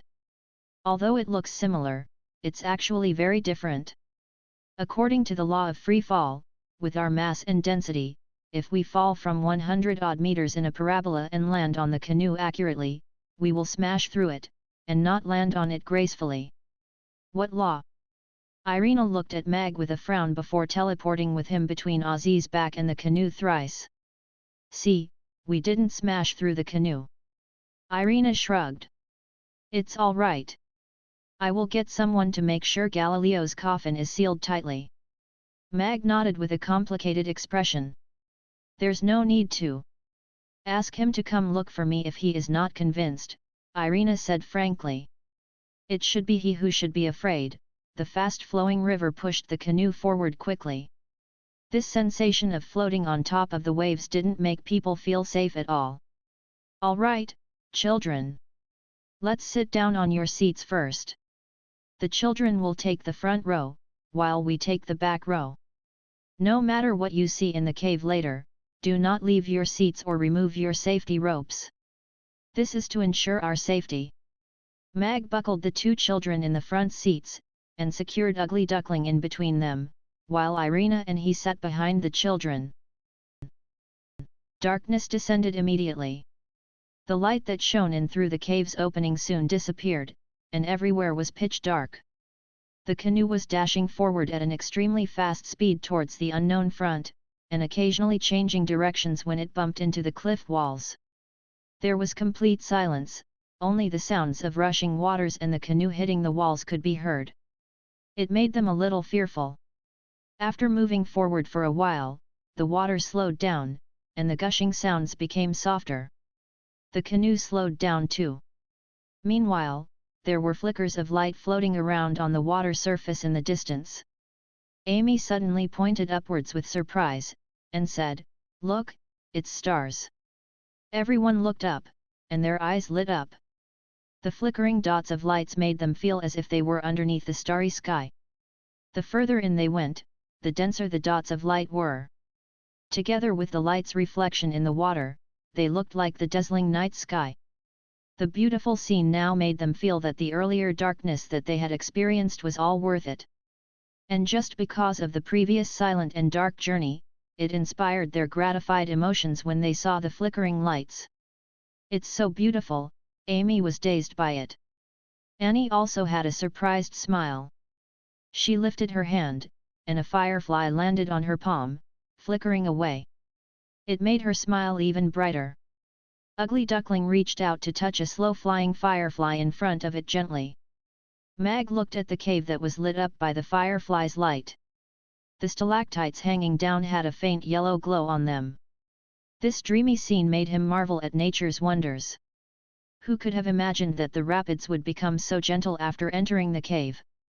They also couldn't have imagined that such a beautiful scene was hidden in this pitch-dark cave. After a brief hesitation, he took out a photo stone to record this beautiful scene. It was a precious material for the DVD. The fireflies also discovered the canoe, but they weren't frightened by it. Instead, they gathered around it, as if a ring of fireflies' lamps were lit around the canoe. With the fireflies' light, they could see the smooth and damp walls on the two sides. Water flowed down the cliff walls gently, making it smooth and polished. "There are two routes ahead. Which one do we take?" Amy asked, pointing at the diverging paths ahead. The waterway suddenly split into two, and the one on the left was slightly smaller.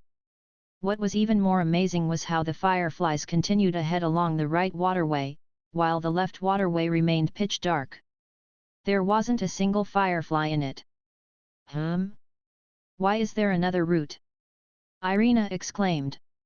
The canoe stopped at the fork. "It wasn't here previously?" Mag asked. "Not the waterway on the left when I came here previously." Irina shook her head.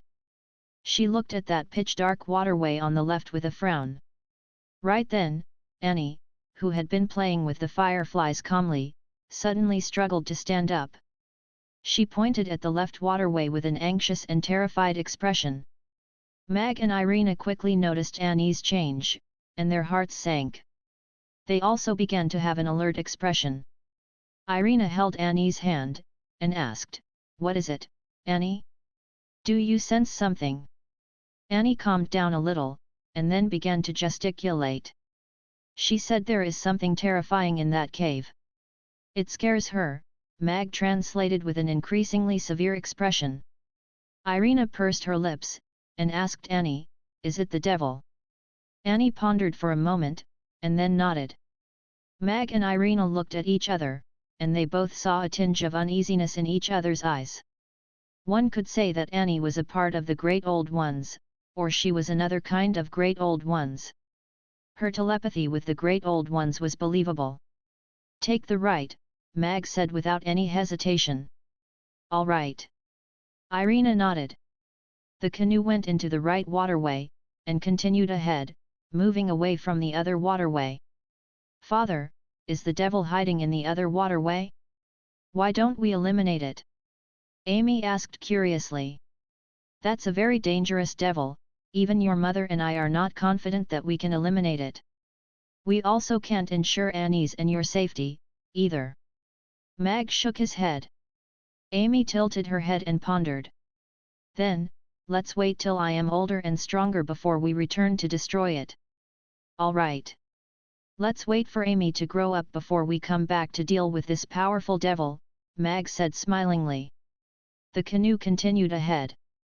Their path was still lit up by the fireflies, but they no longer had the mood to appreciate it. After drifting ahead for another 10-odd minutes, the fireflies slowly disappeared. A light spot appeared in the distance, and it gradually got bigger. The canoe exited the cave along with the water flow. The sunlight fell on them, and made them close their eyes instinctively. The river was no longer fast-flowing. The wide and smooth river slowly stretched afar. Ozzy dashed down, and glided along the water's surface next to the canoe. Mag unbuckled Amy's and Annie's safety belt, and put them on Ozzy's back before instructing Ozzy, bring Amy and Annie for a ride. Come back to pick us up 1 hour later." Amy hugged Ugly Duckling as she asked Mag, "Father, why are you two not coming with us? We are going back there to take a look." "We'll be back soon," Mag said with a smile, and gave Ozzy a look. Ozzy spread its wings, and brought Amy and Annie away. Could it be the lower half of that octopus monster's body? Irina asked Mag, who had already taken out his Tiandu sword. Mag looked up, and saw all the giant hovering islands in the sky. Looking up from here, that should be Golden Dragon Island. Louis and his people had discovered the same wall mural in the grounds of Golden Dragon Island, but they didn't find any sealed Great Old Ones. It's possible that it was sealed under Dragon Island. Who cares what it is? We'll know after we go and take a look. Irina waved her hand, and the canoe turned around to move upstream. It returned to the divergent point. "Let's go and see what's hidden in there that even the fireflies are afraid of." Mag put a giant searchlight in front of the canoe to light up their way. Irina controlled the canoe, and made it go into the left waterway. It slowly moved forward along with the flow of water. The tunnel of this waterway was about 5 meters wide and dozens of meters tall. There were no stalactites at the top, and it looked unusually smooth, as if it was dug out and then polished. Mag and Irina remained silent, and sized up their surroundings warily. The canoe went forward quietly for over 10 minutes. After making a big turn, a giant 100-meter-tall stone gate appeared in their vision. The canoe stopped gradually in front of the stone gate. Both Mag and Irina had grim expressions. Mag grasped the Tiandu sword with a frown, and said, "Seems like we were late. That thing has already broken out of the seal and escaped. The presence is the same as that fellow's in Chaos City, and it's indeed no longer here." Irina also looked grave. That great old one at Chaos City had at least given them some time, but this one had already broken out of the seal and disappeared. The unknown fear was the problem. "Let's go in to take a look." The canoe went through that broken stone gate, and entered into an extremely spacious cave. The searchlight shone around, and cracks could be seen on the cliff walls. A terrifying fight seemed to have broken out before, and ancient runes still could be seen. Looking at the marks on the walls, Mag sensed something abnormal. The searchlight shone into the water, and a damaged spell formation and broken chains could be seen at the bottom through the clear water. Suddenly, the searchlight's beam was reflected by something under the water. Irina made a grabbing action, and a palm-sized silver dragon scale flew out of the water, and landed in her hand. "It's a frost dragon scale." Irina appraised that dragon scale for a while. The presence is still rather fresh. It should have just fallen off in recent years. However, Douglas said the frost dragons knew nothing about it, so why did a frost dragon scale appear here? Judging from the marks on the walls, a frost dragon should have had a battle with that great old one here, and its power should be 10th tier or above. Mag frowned. The two of them looked at each other, and said in unison, Rankster. The frost dragons were powerhouses in the giant dragon race. Apart from Douglas, the top powerhouse, there was also another powerhouse that was famous throughout the Norland continent, Rankster. Rankster's experience could be described as legendary. He fought all his way up from a bastard who was despised by the Golden Dragons and the Frost Dragons to the Frost Dragon's throne. Alex was at the height of his power then, and had never been defeated, but he hadn't won every single duel, either. In Mag's memory, the fight with Rankster was one of the toughest battles Alex ever had. The winner was never decided, but they began to admire each other. Therefore, in terms of actual combat power, Rankster should even rank above Douglas. If there was a frost dragon who could battle with a great old one, the only one that Mag could think of was Rankster. Furthermore, Rankster was Elizabeth's father, who had suddenly disappeared 3 years ago. If he had come here 3 years ago, and battled with the Great Old One, then the timeline would have matched perfectly. There is no giant dragon's carcass here. There's only a piece of dragon scale. Where did he go? Irina furrowed her brows. We will need that big TV show that searches for one's relatives. Where did Daddy go? To solve this mystery. Mag also furrowed his brows tightly. Since the Great Old One here could break out of the seal, it was powerful. No matter how strong Rankster was, he couldn't have defeated it alone. Moreover, defeating a Great Old One was such a flaunt-worthy matter, and there was no reason to hide for 3 years, and not even contact his own daughter. Irina surveyed the whole cave, and speculated, judging from the hole in the door, the possibility of the Great Old One winning is higher. As for Rankster, either he had died in the fight and was gobbled up, or he had become the Great Old One's slave. The possibility of him escaping wasn't high. No matter which one of those conclusions happened, it isn't a good thing for the Norland continent. A Great Old One that has already escaped is without a doubt a sharp sword that hangs over everyone's head. Mag mused for a moment before saying to Irina, I think we should inform all the races about this. If the other Great Old Ones on the Norland continent also escaped from their seals, I'm afraid it will be a disaster that neither you nor me is able to stop. Furthermore, we should keep our guard up with that Great Old One at Chaos City.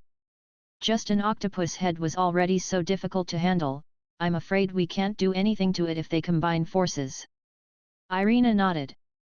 Mag thought that octopus monster was already different from the Great Old Ones after it became a great ingredient in the Chaos City's housewives' kitchens. However, he still nodded. He indeed wasn't confident that he could stop Fulhu outside the seal once it joined its body together. Mag said, it might be too late to say this at the peace negotiation 3 days later. Let's go see Michael after we return today, and let him inform the various races' powerhouses. Let's ask all the various races to send representatives here to find out what happened so that we can come up with a solution at the peace meeting 3 days later. All right. Irina nodded. She took out a photo stone, and then casually tossed out a few light orbs to illuminate the cave. She recorded the situation in the cave before leaving with Mag in the canoe. Wait a minute! Mag suddenly shouted when the canoe went past the stone gate. They maneuvered the canoe closer to the wall, and then he used the searchlight to shine on it. They found a deep groove, and after a moment of hesitation, Mag used the Tiandu sword to cut a cross on the wall. A few rocks fell off, and revealed a silver amulet stabbed into the stone wall. Mag reached out to take that amulet out. The 50 cm long amulet was made from the black ice metal. Frost formed immediately when he held that amulet in his hand. A lively frost dragon was carved on the amulet's surface, and 2 big words were carved on the other side, Frost Order. It's indeed him. Mag sighed softly. This was the identity amulet of the frost dragon's chief, and it belonged to Rankster. Yet, such an important thing was embedded in the wall. It was most probably deliberately left behind by its owner. Mag kept the Frost Order, and softly said, perhaps I should hand this amulet to his daughter. Irina remained silent as she steered the canoe upstream, and exited the cave. The canoe left the cave, and the warm sunlight touched their skin again, chasing away the darkness in their heart. Mag looked at Irina, who was standing smartly at the front of the canoe, and forcefully smiled. "Sorry. I think I have chosen a lousy vacation spot. I chose this firefly cave. The children like it, and I like it too." Irina turned to look at Mag and smiled. "Don't try to snatch this credit away from me." "Yes. I can't even control myself like this. I can only blame the lady for being too pretty," Mag said with a smile too. "Ow!" Ozzy, which had just turned back, discovered Mag below, and let out a surprised howl before dashing down, and landed above the water, making ripples across the surface. "Father!" Amy let out a breath of relief after seeing that Mag and Irina were all right. Then, she curiously asked, "Where's the devil? Have you guys got rid of it?" "There's no devil in that cave, so we returned after making one round." Mag shook his head with a smile. "Oh, I see." Amy nodded, feeling a little fortunate and yet a little disappointed. "Let's go take a look at the vicinity, and then it's time for us to go home." Mag leaped onto the griffin, kept the canoe, and then got Ozzy to take to the skies. Ozzy took them to a beautiful valley full of flowers. The two children wore their crowns of flowers, and went on their journey back home happily. "It's so interesting. I like excursions like this. Should we make more trips like this in the future?" Amy, carrying a bouquet and wearing a flower crown, looked at Mag expectantly. "Of course, if you guys like it, we can come out to play as a family on every rest day." Mag nodded smilingly. His mood also became bright and happy after seeing the happy smiles on the little ones' faces. "Father is great." Amy jumped up to hug Mag, and pecked him on the cheeks. "I suggested coming here to play today," Irina said lightly while looking into the distance, as if she was just making a casual comment. Amy pecked Irina on the cheeks obediently too before smilingly saying, "Mother is great too." Irina made a casual acknowledgement, but she couldn't hide the smile in her eyes. Annie made 2 flower crowns deftly, and put them on Mag's and Irina's head respectively. Irina took out a copper mirror, and looked at her reflection carefully before she smilingly turned to say to Annie, "It's so pretty. I love it." "Thank you, Annie." Annie smiled too, and made a heart gesture. "I like it too. Annie really has a pair of deft hands," Mag also said smilingly. Although it was a little awkward for a man like him to wear a flower crown, he didn't care as long as his children were happy. Ozzy soon brought them back to the periphery of Chaos City, and they stopped at the top of a mountain 50 kilometers away. "Amy, you two will go back to the restaurant with your mother first. I need to run an errand. I have made a dinner arrangement tonight to celebrate you getting the champion," Mag said to Amy and Annie with a smile. Amy nodded obediently before reminding him, "Oh. Then, you've got to come back early." "I will be back home soon." Mag nodded. Amy and Annie stepped into Irina's teleportation portal, and disappeared from the mountain top. Mag looked around to make sure he was alone before changing into his gear, putting on his mask, and riding Ozzy to Chaos City. Mag decelerated and lowered his altitude when he approached Chaos City. According to the rules of Chaos City, 10th tier powerhouses were not restricted by the flying restrictions. They could fly at will in the city as long as they made sure they didn't hurt any civilians and damage any properties. "Look! That griffin is actually purple. Perhaps that is the legendary purple-striped griffin? Alex's steed. It's him. It's him. It has to be him. Our hero, Alex." As Ozzy was flying in at a lower altitude, and his attention attraction purple lightning strips were so distinguishable, people soon recognized his identity.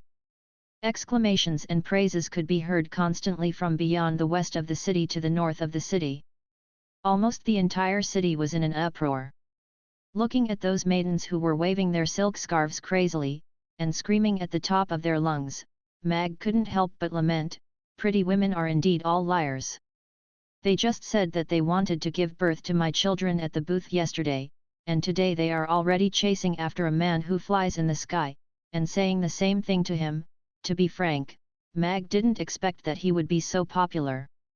Although Alex, who had incomparable dragon-slaying accomplishments, and his Tiandu sword only slew of famous people, was very famous as the top knight, his influence was mostly focused in the Roth Empire.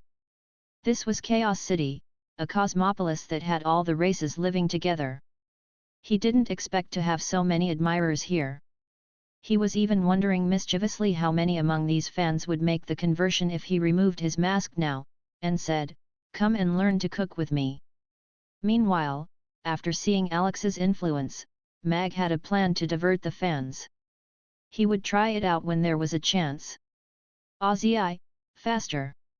Go to Aiden Square and stop in front of the ice cream shop," Mag instructed, and Ozzy immediately accelerated. It glided past all the rooftops, and finally landed in front of the ice cream shop. Everyone's attention was attracted by it. The purple-striped griffin. The Dragon Slayer, the strongest knight under the starry sky, the savior with the lightning Alex. That man had finally appeared. The always crowded Aiden Square went into an uproar immediately. If Alex in the past was simply the hero in the Roth Empire's people's heart, the people of Chaos City already deemed Alex as the savior after they lived through the lockdown. There were so many things to admire about him, so he became the national idol. "It's him." Elizabeth, who was helping Yabimiya make ice cream, suddenly saw the man on the purple-striped griffin's back through the glass door. The familiar mask and the casually slung Tiandu sword. Alex. The man she had deemed her number one enemy. The person whom she was looking for frantically. However, she didn't have much hatred for him now.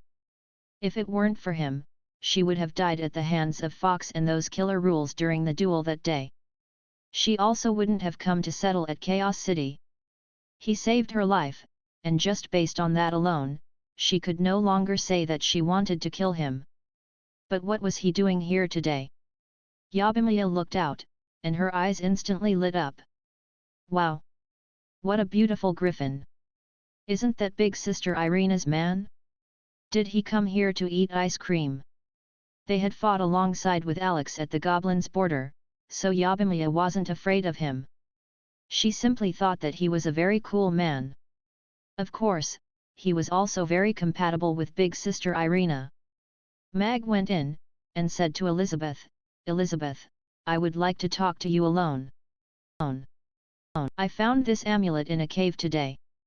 I think I should pass it to you." Mag looked at Elizabeth as he took out that frost order. "This is..." Elizabeth's eyes widened instantly, and she received that frost order with trembling hands. She was already sure that this was the real frost order as soon as she held it. Moreover, it was that one that belonged to her father. "Where did you find it?" Elizabeth, who looked at Mag with reddened eyes, asked in a quivering voice. "In a cave. There will be people going there in the coming 2 days. If you want to see for yourself, I can ask them to bring you there." Mag looked at Elizabeth calmly. He could empathize with her current emotions. Elizabeth held the frost order tightly as she looked at Alex. She didn't know how trustworthy the man in front of her was, but given his power and identity, there was no need for him to lie and specially return this frost order to her. After a brief hesitation, she nodded. "I want to go. Someone will come to notify you." Mag nodded slightly before he turned to walk to the griffin. However, he stopped after taking a few steps, and turned around to look at Elizabeth. "Your father's disappearance had nothing to do with me. He is a hero. It's fine if you don't believe me, but I hope you know that." After speaking, Mag went back to the griffin's back before he turned into a purple light, and disappeared on the horizon. Holding the frost order, Elizabeth stared into the sky for a long time before she pursed her lips, and returned to the ice cream shop. "Who is that beautiful young lady?" Why was Alex looking for her personally and passing her something? If she is Elizabeth, then she is the princess of the Frost Dragons. Alex seems to be passing the Frost Order to her. The Frost Order is apparently the token of the Frost Dragons chief. Perhaps Alex wants to support her to be the new Frost Dragons queen. People were discussing the event softly among themselves. The excitement of Alex's sudden appearance was not going to die down for a while. Yabimiya looked at Elizabeth, who came in with reddened eyes, and hurried over to her as she concernedly asked, "Are you still all right, big sister?" "I'm fine." Elizabeth nodded slightly before softly saying to Yabimiya, "I'm feeling a little unwell. I'll go back to rest first." "All right. You will go back first." Yabimiya quickly nodded, and removed Elizabeth's apron for her. She didn't pursue it. Elizabeth returned to the dormitory, and took out the Frost Order after closing the door.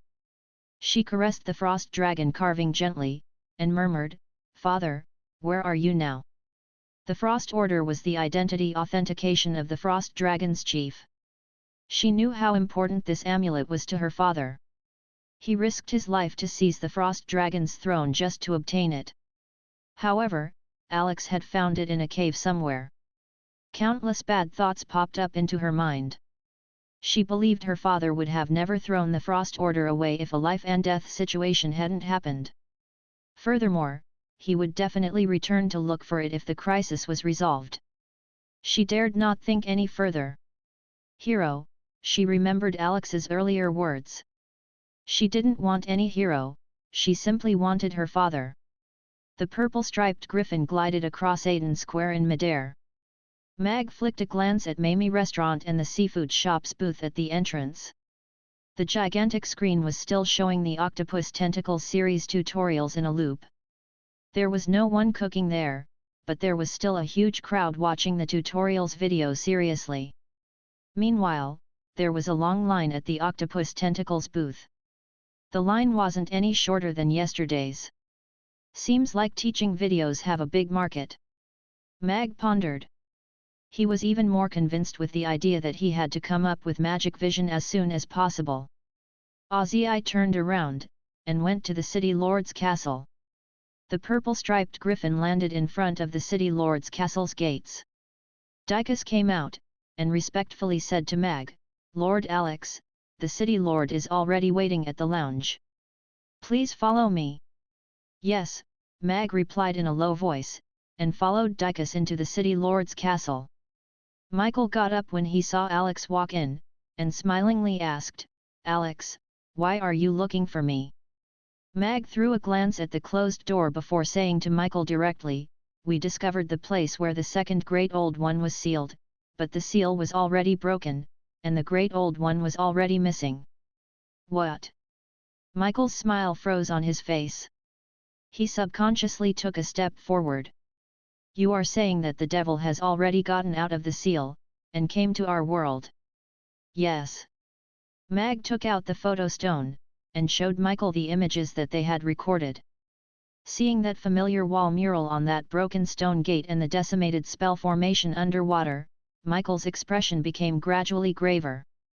Could this be the other half-body of that devil beyond Chaos City? Michael asked Mag. "Judging from the mural, this possibility is quite high."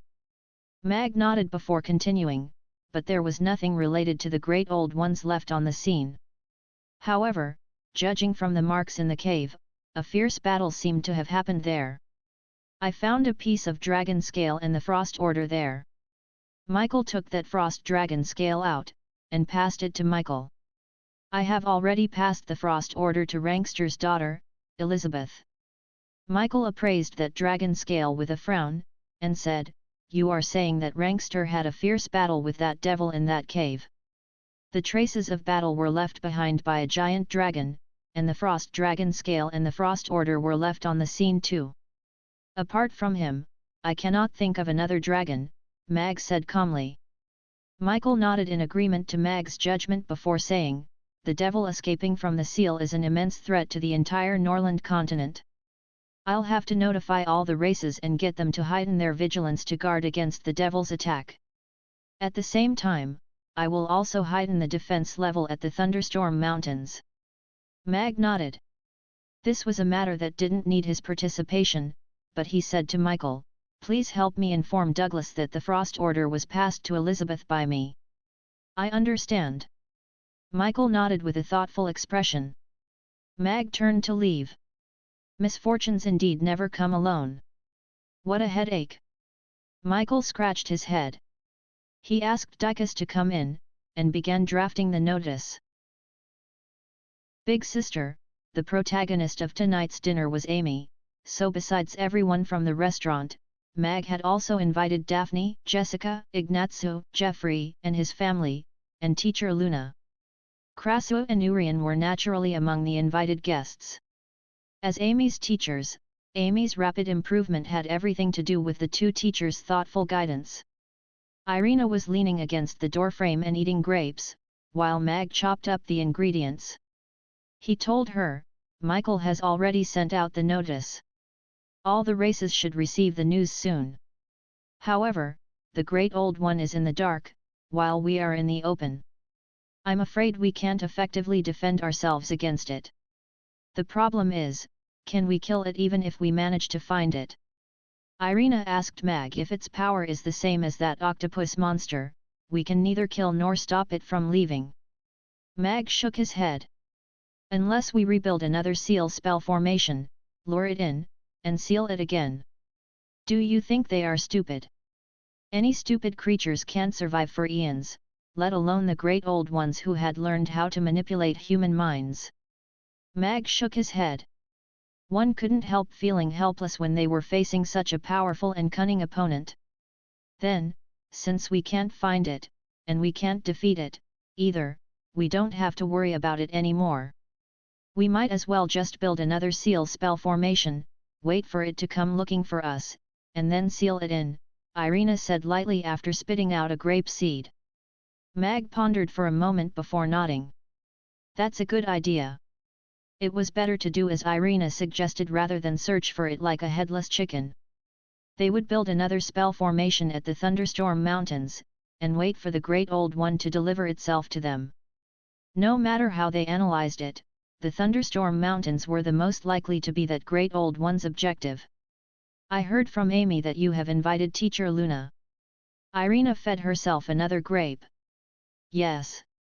Mag stole a quick glance at Irina's expression, feeling a little nervous suddenly. "That's great.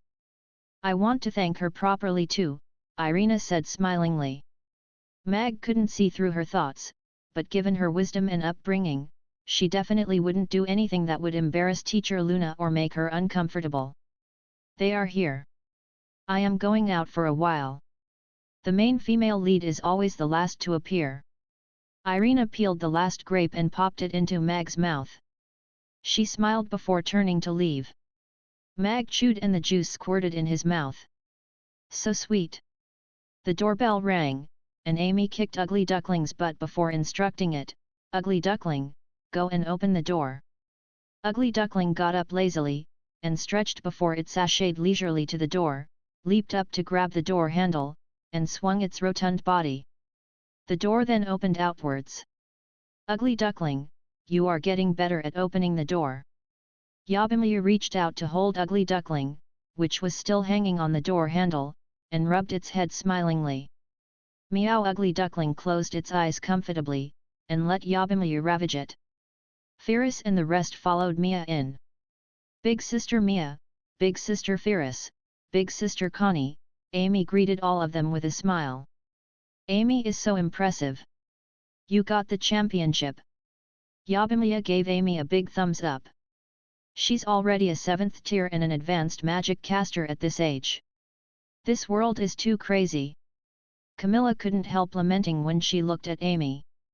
The news of Amy winning the Magic Caster tournament had spread throughout the Norland continent. Its influence was tremendous. A 4-year-old advanced 7th tier magic caster who was well versed in both close combat magic and long-range magic, and was the disciple of both Krasua and Urian, had defeated an 8th tier magic caster to win the tournament. They could foresee that a legendary magic caster was going to enter the stage of history soon. Perhaps she would become a tip-top existence who could influence the continent's situation. Even Irina in the past had dulled in comparison. Teehee. Thanks, everyone. Amy accepted everyone's good wishes with a smile. Soon after, Daphne and Jessica came too. The restaurant instantly became lively. Big sister, big sister. I want a hug. Parber stretched his hands up high, and waddled towards Amy. However, Amy avoided him again. However, Annie picked him up with a smile this time round. Big sister, big sister. Parber looked at Annie, and revealed a happy smile. Miss Annie is really an angel-like existence, George said to Miranda with a smile as he watched that scene. But, he is really very heavy now, Parmer seriously said. It's even more so for a young maiden. Then, he saw Amy lift a dining table up with one hand and put it aside. Parmer. After a moment of silence, Parmer explained with mild embarrassment, perhaps that problem doesn't apply to her. Amy jogged over to Christy, who was in Miranda's arms, and smilingly asked, Little sister Christy, do you want to play with us? Yeah. Christy lifted her hands up happily at Amy. But Christy doesn't know how to walk yet. Miranda was a little hesitant. Parmer stood out, and maturely said, It's all right. I will look after her. What about Angus? Can he play with you guys too? George pointed Angus in his arms. Amy and Parmer looked at Angus, who was sucking on a pacifier and glaring at them, simultaneously. I can only carry one of them. Amy took Christy over carefully. Angus better wait with you quietly. He's too small and too naughty. I can only take care of Christy, Parmer said seriously. Wah-ya! Angus immediately burst into tears as he sensed the world's hostility against him. Pass him to me. I will accompany the children while they play upstairs. You don't have to worry. Gina stepped forward with a smile to take the child from George, and then followed the children upstairs. Miss Gina is such a gentle person. Every child instantly stops crying when she carries them. Miranda looked at Angus, whom Gina made laughing, with envy.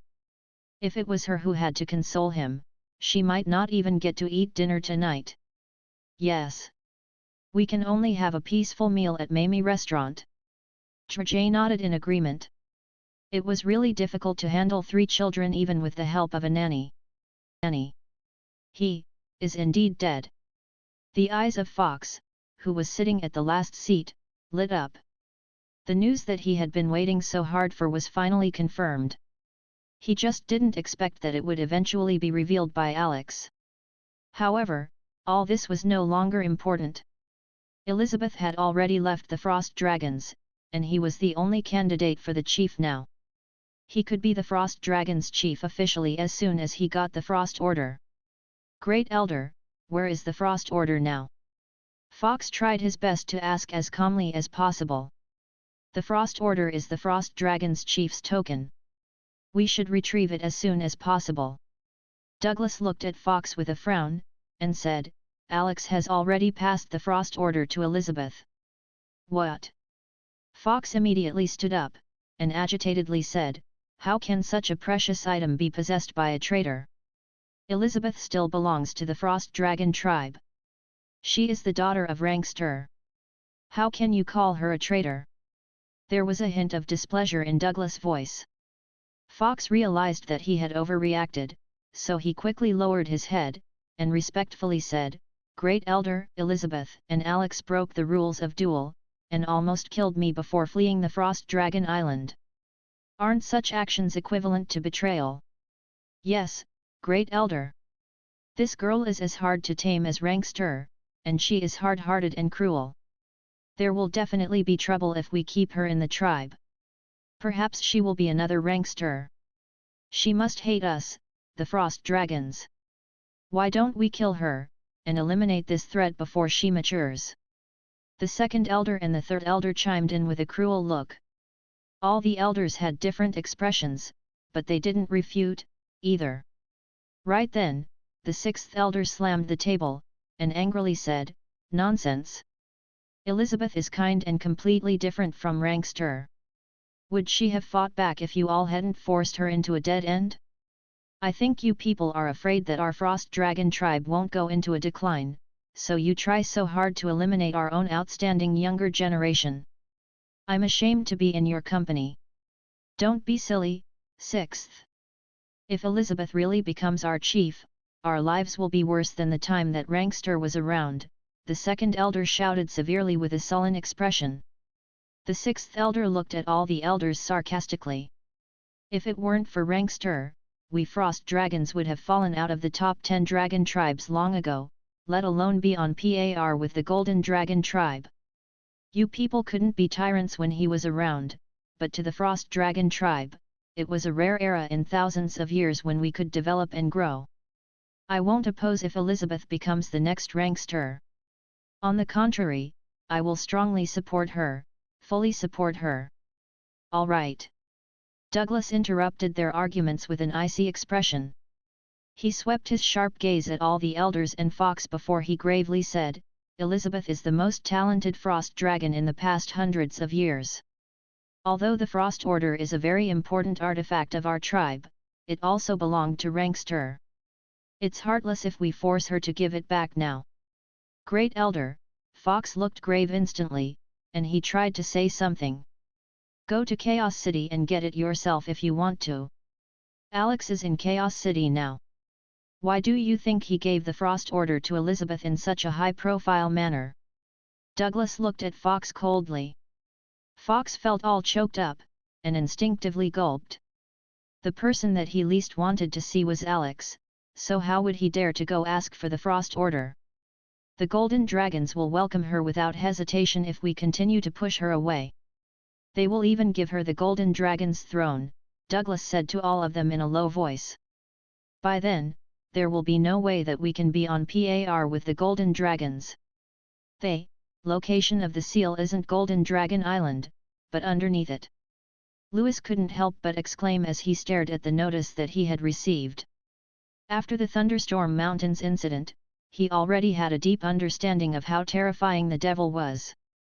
However, the whole tribe had searched everywhere on Dragon Island with all their manpower, but they still couldn't find anything to the seal or the devil. Just as he thought that the mural was probably left behind by the ancient people as a warning, Alex unexpectedly found the location of a seal in the mountain range below Dragon Island. What made him feel even more uneasy was that the seal was already broken, and the devil was gone. Lewis felt a chill up his back the moment he thought about that powerful octopus monster which had escaped from the seal, and was hiding somewhere. "We have to go and check out that seal as soon as possible so that we can discuss how to handle it." Lewis strode around in the Great Hall with an anxious expression. "I thought that matter at the Thunderstorm Mountains was already settled. I didn't expect something to crop up again. A devil that has escaped from the seal is indeed a headache." Andrei was also sitting on his throne, and staring at the notice in his hand with a frown.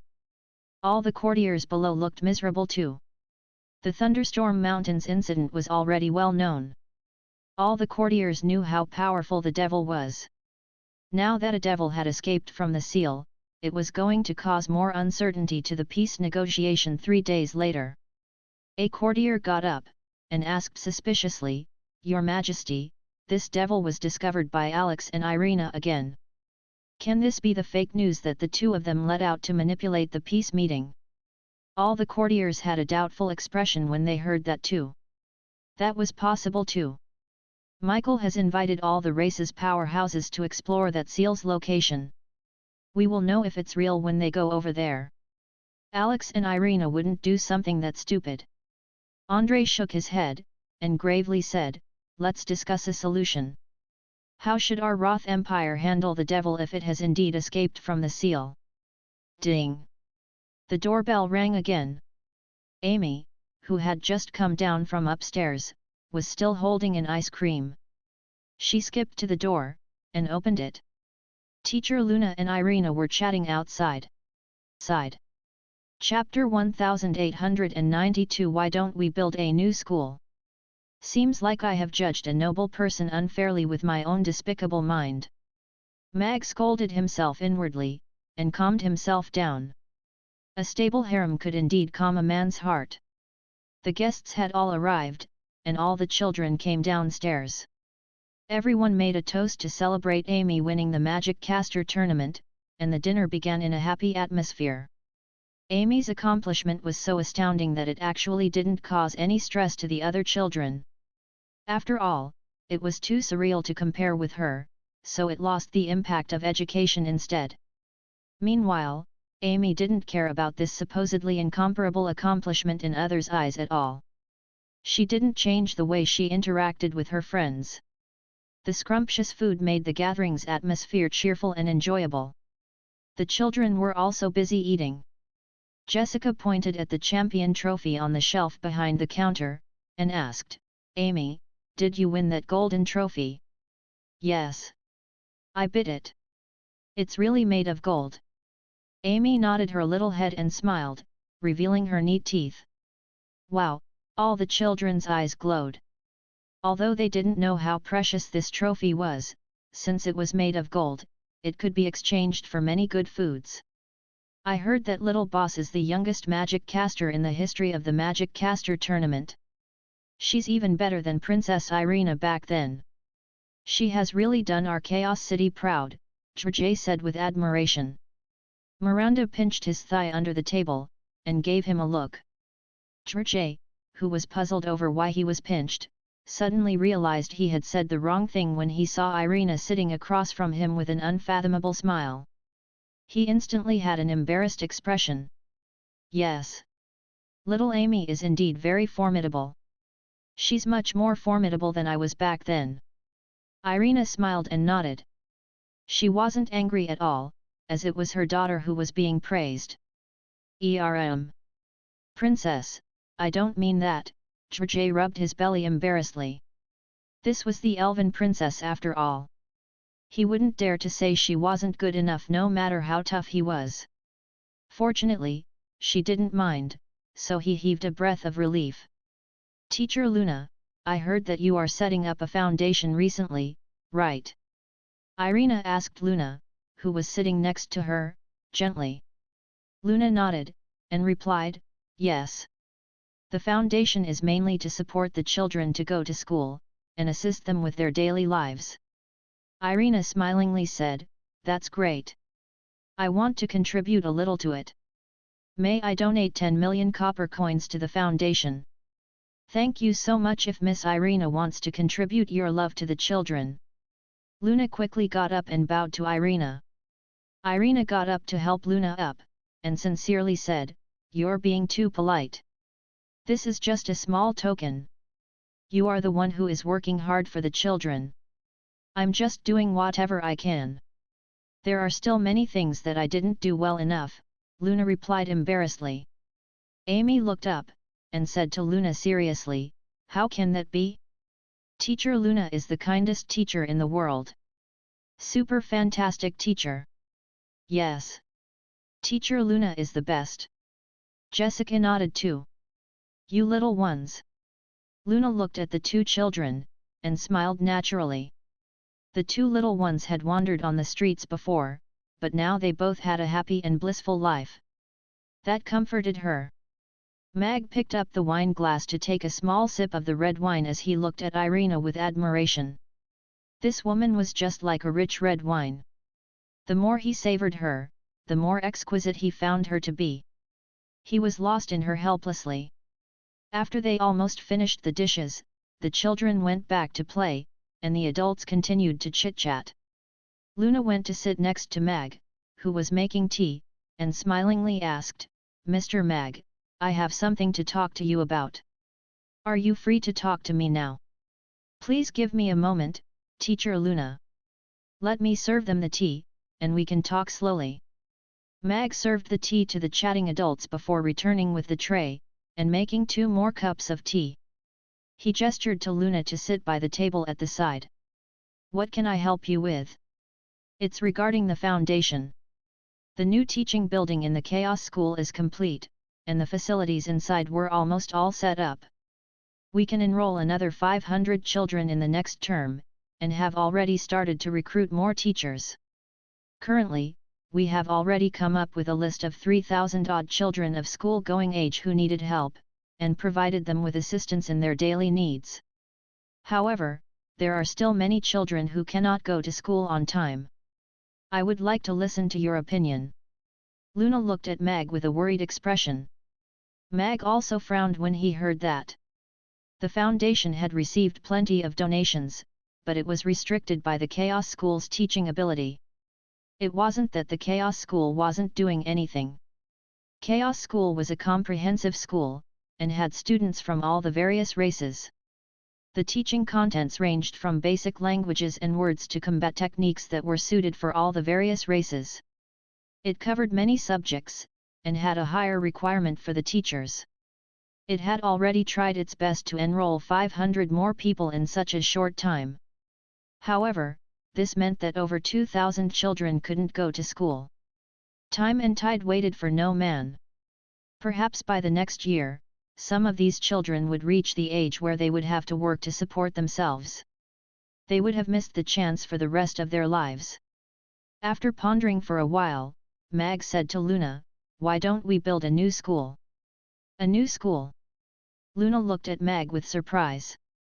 "Yes. Since the Chaos School cannot expand and recruit on a big scale within a short period of time, why don't we use the Foundation's money to build a new school so that those children can go to school on time?" Mag nodded before continuing, "This new school will be different from the Chaos School. We will only teach the basic cultural courses, which are mathematics, common tongue, words, and basic common knowledge, but we won't teach courses like combat and magic." "I see," Luna pursed her lips as she pondered about the feasibility of Mag's suggestion. Mag waited for a moment before continuing, "I think for these children, magic and combat are matters that are very far away from their lives. Their current objective is to survive. If we can teach them practical knowledge that could enable them to step out from their current social class, we might create some beautiful changes to their future." Luna's eyes gradually lit up. She looked at Mag, and nodded. "I agree with you. Even for the students of the Chaos School, the majority of them can't grasp the high-level magic and combat techniques. Basic knowledge is their greatest gain. It will be a good thing for them if we can let those children learn basic knowledge too." Chapter 1893 Can Amy invest? The issue with the teachers is very easy to resolve too. Our objective is to let the children attend school first, so we can put teaching the practical skills and professional courses aside first. Hence, we can try to rehire the teachers who retired from Chaos School. Then, we can openly recruit a batch of outstanding young people, and as the Chaos School has been recruiting teachers, there should be many reserve teachers recently. We have quite a lot of choices. The experienced teachers will lead the new teachers, and we will soon establish a start-up teaching team to meet the problem of the children's enrollment issue," Mag answered. Luna's eyes became even brighter, and she nodded. The Chaos City indeed has many retired teachers. If they are willing to be reemployed, and impart their years of teaching experience to the new teachers, they will definitely set things on the right path very quickly. However, building a new school isn't a small matter. There has only been one Chaos School in Chaos City for so many years. I wonder if the City Lord's Castle will approve the permit. Mag looked at Luna smilingly. "Leave the planning of the new school premises and negotiating with the City Lord's Castle to me, but you will have to handle the rehiring of the retired teachers and the recruitment of the new teachers, Teacher Luna. It's almost 20 days until the new term. We might be able to let the children go to school in the new year if we hurry up." "All right. I will ask the school office to sort out the list of retired teachers after I go back today, and then visit them one by one." Luna nodded, feeling very energized. It would be fantastic if they could let all the children go to school. Irina came over, and smilingly said, "If you guys only need teachers to teach the basic courses, there are some librarians and private teachers to the nobles among the night elves, perhaps they will be able to help." "That's great." Luna's eyes glowed. Elves' long lifespan and learning ability that far exceed the other races gave them astonishing knowledge. Moreover, the librarians and private teachers were the best among them. Luna bowed to Irina, and said with appreciation, "Thank you so much." "You don't have to thank me. What you are doing is the real admirable work," Irina said to Luna sincerely. Amy suddenly came over, and looked at Luna expectantly. "Can Amy invest if teacher Luna wants to build a new school?" "Little Amy, do you want to invest your pocket money?" Luna looked at Amy smilingly. She didn't expect that the little one knew how to use the word invest. "However, we are not doing business, but letting more children go to school. Therefore, you cannot invest with us." "Actually, I have a suggestion, Teacher Luna. If we want to manage this new school in the long run, I think we should run it like a business. Anything that is run by love cannot survive in the long term. We should give the outstanding teachers who are re-employed a higher salary, and we should also give those new teachers the same salary and benefits as teachers enjoy in Chaos School. We can't shortchange the children and disappoint the teachers. Apart from respect, we should also give them a salary that allows them to have a respectable life. Only then can we recruit excellent teachers, and let the children have better education. And all this needs a lot of funding. Depending on the foundation for funds alone isn't a long-term solution. We need it to be able to earn its funds itself. Our objective in the startup period is to let those children from disadvantaged backgrounds attend school. However, if our school is good enough, I believe the residents of Chaos City will be willing to send their children to our school, and we can accept reasonable school fees to be used as the school's operation funds. Although what we are doing is public welfare, we should do it as a business and as an enterprise, so even if the foundation failed to get funds one day, the school could still support itself and continue its operations." Mag looked at Luna as he commented seriously. Luna pondered seriously after hearing that, and her gaze slowly cleared up. She looked at Mag. "So, how should we operate?" After thinking for a while, Mag said, "We will use the foundation's current funding as the startup fund, and then accept a portion of external investment, but the absolute control of the school has to be held by the foundation. Given the foundation's current scale and what we need to do later, you will need to hire an accounting team to share the load on the financial scope so that we can be more professional and transparent." Luna nodded, took out a little booklet from her bag, and recorded what Mag had said. Irina looked at Mag with surprise. She didn't expect that he would have such professional understanding in that area. There was another area that spurred her curiosity besides his culinary skills. "Then, can I invest now?" Amy blinked. Her father said before that investment was what made money give birth to more money. She loved baby money the most. "Then, how much is little Amy investing?" "Teacher will record it now for you," Luna smiling said, feeling very gratified with Amy's enthusiasm. Amy thought for a moment before replying, "Is 100 million enough?" "Hey!" Luna was stunned. The originally noisy restaurant slowly quieted down. Everyone was looking at Amy with shock. "Is it too little?" Amy looked at everyone, who had weird expressions.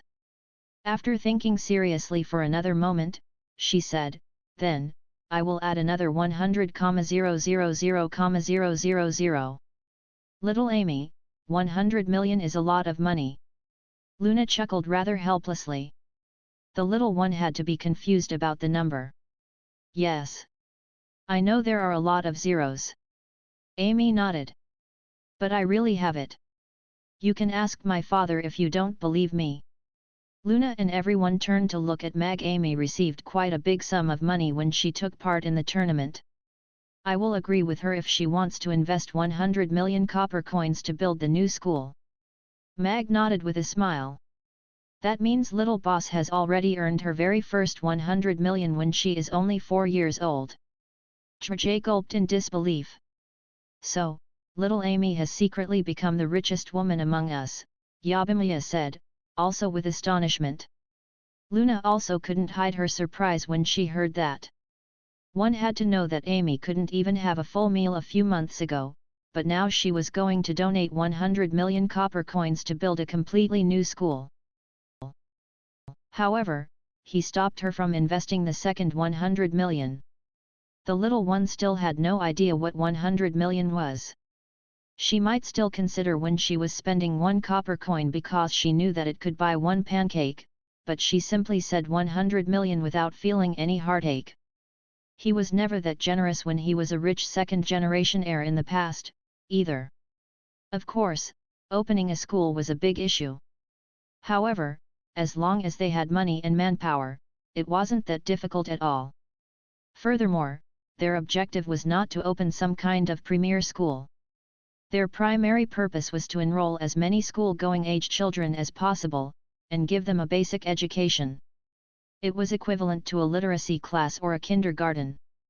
After the teaching team was established, there would definitely be a good elevation and improvement under the lead of the experienced teachers and the attraction of a high salary. They could still do a lot of things within 20 days. Mag and Luna decided on certain matters regarding the opening of the new school on the spot. They also came out with a schedule on how to build new school premises within 20 days and enroll the children. Every single step had to be completed with a very high efficiency. Trj came over to chime in, the school will need stuff like tables and chairs. I know some friends who make furniture. I can ask them for help. They will definitely give the school the lowest price possible. That's great, Luna replied, surprised. She had spent much time and effort before getting a relatively lower price for the facilities of the Chaos School's new premises earlier. Mag looked at the schedule, which was written with all kinds of things to do, with a smile, and said, the timeline is a little tight, but we are a new school, so we don't have to restrict ourselves with Chaos School's reopening timeline. Our school can start a few days later. However, Luna said seriously, it's naturally the best if we can let the children start school together. I will try my very best. What's the name of this new school? Amy asked curiously. Name? Luna looked at Mag with hesitation. Mag, too, thought about it seriously before answering, why don't we call it Hope School? Hope School, Luna murmured softly, and then her eyes flicked open. I think this name is great.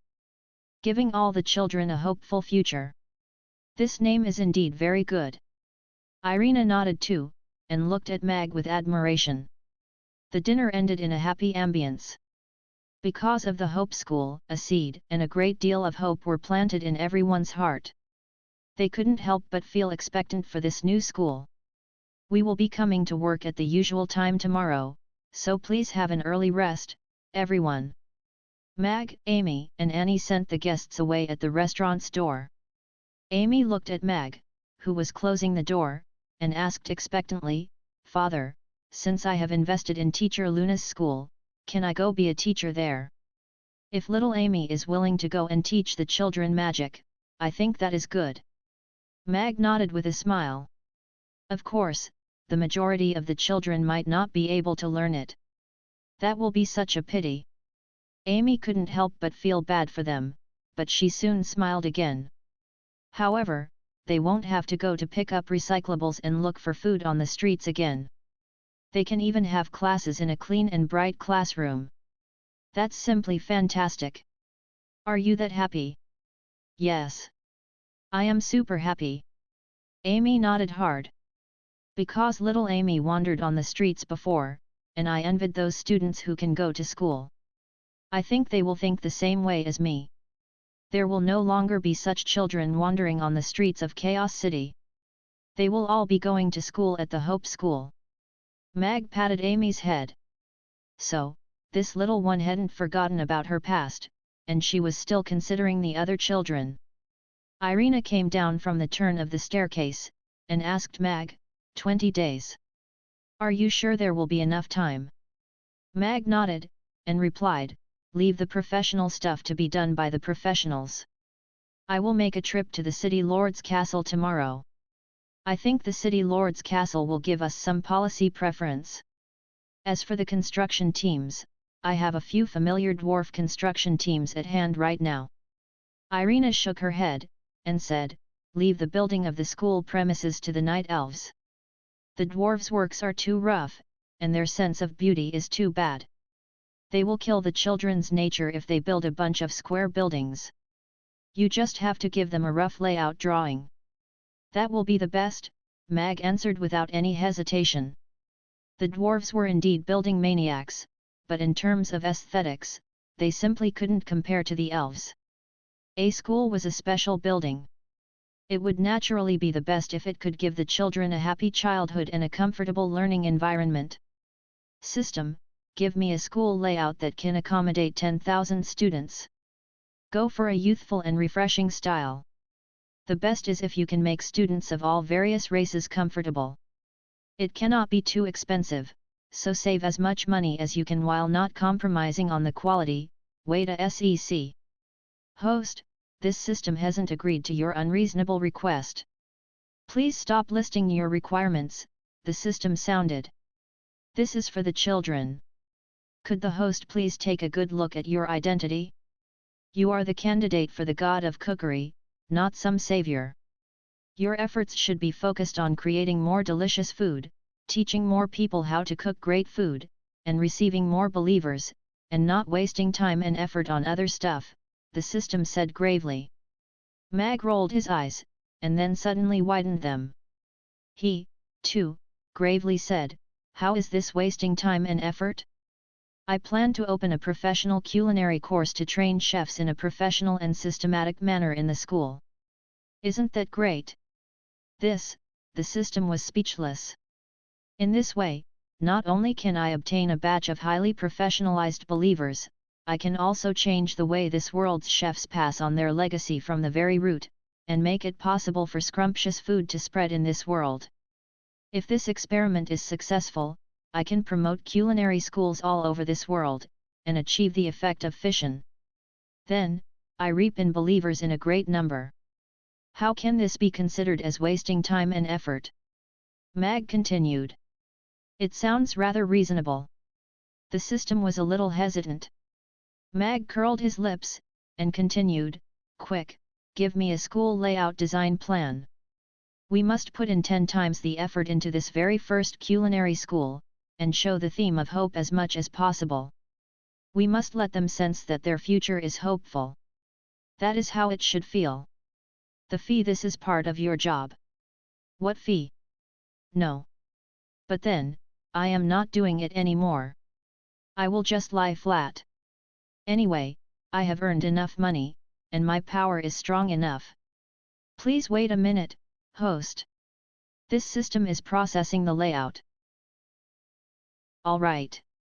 Irina nodded. She glanced at Mag, and said, you're pretty fast. Fast? How can a man be fast? Mag raised his chin a little higher, and said, being efficient is one of my principles. After a whole day out and throwing a feast for their guests, the two children and Irina were a little tired. They all went back to their rooms to rest after washing up, and Mag also returned to his study room. The system had already completed 3 blueprints for Mag to choose from. The system's works were all works of art indeed. The 3 blueprints for the school exceeded Mag's expectations. There was a lush, green garden, and the design style was simple, yet every spot of the school made one feel the goodness of humanity and hope. Mag hesitated over the 3 choices for a very long time before finally deciding on a design that was closer to traditional Chinese architecture with water and man-made mountains. There were many intricate and interesting designs hidden within so that the children could seek fun within the school's architecture. Mag got the system to print out that blueprint, and said, keep the other 2 blueprints for me. We can use it when we open school branches. After confirming the school's design, Mag was not eager to go to bed. Instead, he sat in front of the study table, and started organizing the timetable and other administrative matters for the school. He trusted in Luna's abilities, and knew that the teachers and children were in good hands under her. What he had to do was go to the city lord's castle to find a plot of land for the school, obtain its support for building the school, and deploy some night elves to complete the school's design and construction. It seems like I have to go to the city lord's castle after the morning operating hours. Mag kept his writing materials, and went to sleep. However, he took a quick glance at his believer board before sleeping, and was shocked. He had already reached 7,438 believers. He only had a little over 3,000 yesterday, so that meant that playing the video of the school today earned him more than 4,000 people who wanted to learn his 4 dishes. Mag could not help but exclaim, "That's crazy." He did not think that the people of this other world could adapt so quickly. They had already started learning from watching videos. This had also increased his confidence.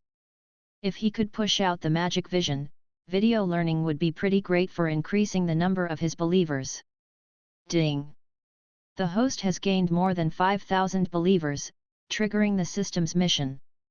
Please achieve a total of 10,000 believers within 3 days, and successfully rise up to the level of Master Chef. Mission reward, Affinity +1. The system's voice suddenly rang. Master Chef? Is this a job title or a tier? Mag asked curiously. This is a tier decided by the number of believers.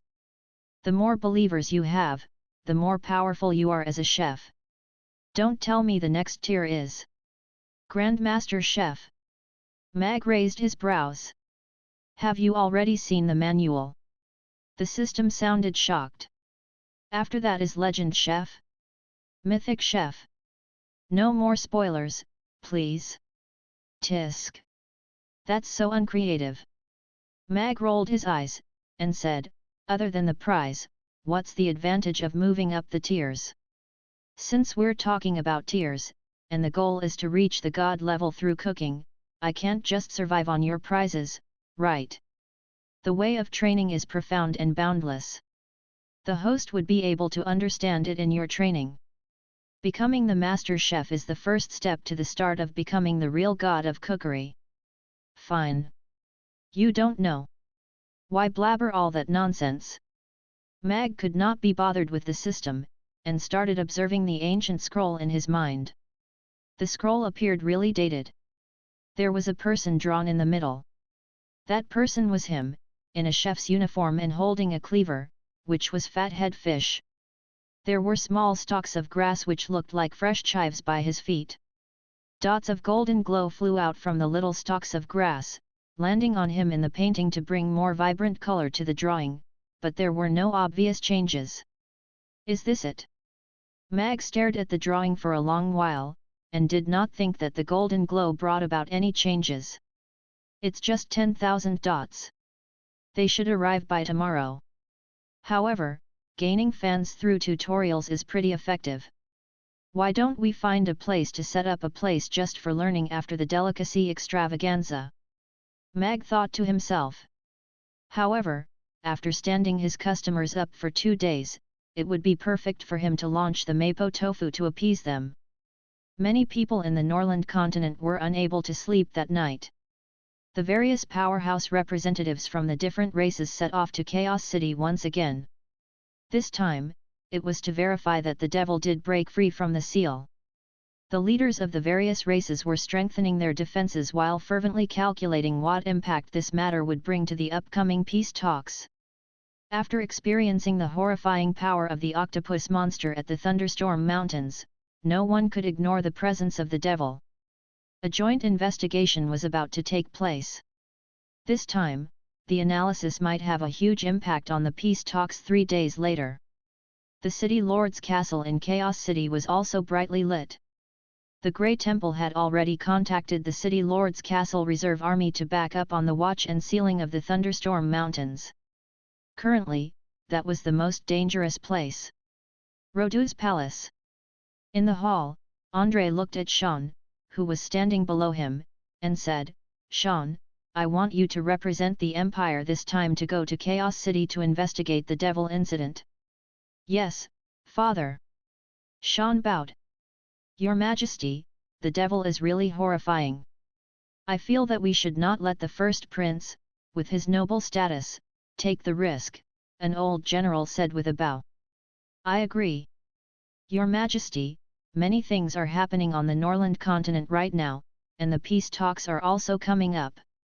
Letting the first prince go might cause a turn of events." Very quickly, a few other courtiers and generals also stepped up to express their concern with the decision to send Sean to Chaos City. Josh was standing silently at the side, looking calm. Sean was also standing straight, looking as though he was just waiting for the order. Andre frowned. He looked at the group of courtiers, and said coldly, "He's just going to investigate the issue of the broken seal with the other races. What use does he have if he doesn't even have such courage?" "Your Majesty, I am willing to go," Sean said as he bowed again. Her first target was a language teacher, Tahirad, a humble and well-mannered old man who just retired. The horse-drawn carriage pulled over in front of a house with an exquisite design. Luna got off the carriage, and went up to knock on the door. In no time at all, an old lady opened the door. When she saw Luna standing at the door, she exclaimed in surprise, "Luna, what are you doing here?" "Good morning, Madame Berlinda. I'm here to look for teacher Tahirad," Luna said with a smile. She had been to old Tahirad's house before. "He's trimming the plants in the garden. Come on in first. He has been talking about you young teachers a couple of days back," Berlinda said with a smile as she showed Luna in. The era of houses made of wood had long passed, yet the house did not smell like decaying wood. Instead, it was very classical and elegant. The brown carpet on the floor and the burning fireplace made the entire room feel warm and cozy. There were 2 sofas in the living room. The cushions were knitted with yarn by the skillful Madame Berlinda. There were very thoughtful decorations everywhere in the room, and they were almost all personally made and displayed by teacher Tahirad. "Take a seat for a while. I'll go call him," Madame Berlinda told Luna before walking out the back door. In no time at all, an energetic old man walked into the living room. He saw Luna, who was standing by the fireplace, looking at a drawing on the wall, and smilingly said, "Luna, why do you have the time to drop by my place today?" Luna turned around, and saw an old man who was well dressed even at home. With a smile, she said, "It's been a while since I've visited Mr. Tahirad and Madame Berlinda, so I came specially to visit you. Take a seat. Let me make you a cup of coffee. The kids sent it over a couple of days ago. It's good stuff." Tahirad walked to the bar table, and grabbed a handful of coffee beans. He put them into a coffee grinder, and as he ground the coffee beans manually, he looked at Luna, and said, "I heard that you're recently busy with the construction of a new school for the kids. How's the progress?" "The new school is almost completed, and we are already wrapping up with the interior renovations. Right now, we're just waiting for school to start, and then more than 500 less privileged students would be able to attend school," Luna replied with a smile. "More than 500. Tahirad paused in his actions. He looked at Luna with admiration, and gave her a thumbs up. "Luna, you're really doing a good deed for those children. Respect. I'm just doing things within my means." The kind people who donated to the foundation were the ones who enabled the children to go to school. The principal also talked to me about his intention to accept more students. However, it's not easy for our school as well. It was already our limit to sponsor 100 students. You're solving the schooling problems of 500 children all in one go. There's no need to be humble about that," Tahirad said with a smile as he continued to grind the coffee. Luna looked at Tahirad, and pressed her lips together as she replied, "Although there would be 500 children who could start school when the next semester starts, there are still more than 3,000 children in Chaos City who cannot attend school. You know it too. If they miss the age to go to school, they will be left with no choice but to do the lowest and most difficult jobs. They will not have the ability or opportunity to change their fate." Tahirad's hand action slowed down.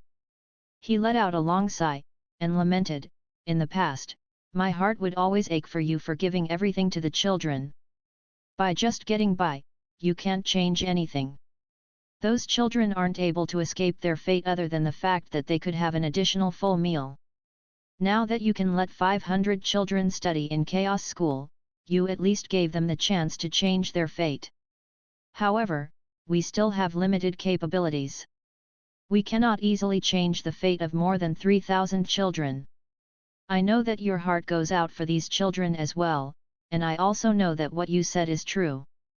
Therefore, I've never requested the people around me to do what I am doing. Luna nodded. She looked at Tahirid, and said, we aren't able to do it, but what if more people like you, with decades of teaching experience and still able to teach, gather together? You mean? Tahirid looked at Luna with bewilderment. I want to build a new campus for these children. A campus that is completely different from Chaos School, one that only accepts children who aren't able to get an education, because they are poor, Luna said with resolution. Tahirid's eyes lit up. However, he quickly calmed down, and hesitated for a while before looking at Luna, and said, Luna, I know you have good intentions. However, building a new school campus is no small matter. Whether it's the capital, resources, or the manpower for teaching these 3,000 students, we might not be able to sustain it just by relying on old folks like us. You are right. I know all that. Capital-wise, we still have sufficient funds in the foundation. As for the administrative procedures and construction of the new campus, there would be professionals handling them. Regarding the teachers, we will hire a new batch of teachers as our core manpower, but we still need to invite a batch of experienced old teachers like you back to help them along, Luna told Tahirid about the plan that she and Mag had discussed yesterday. Tahirid's eyes grew brighter.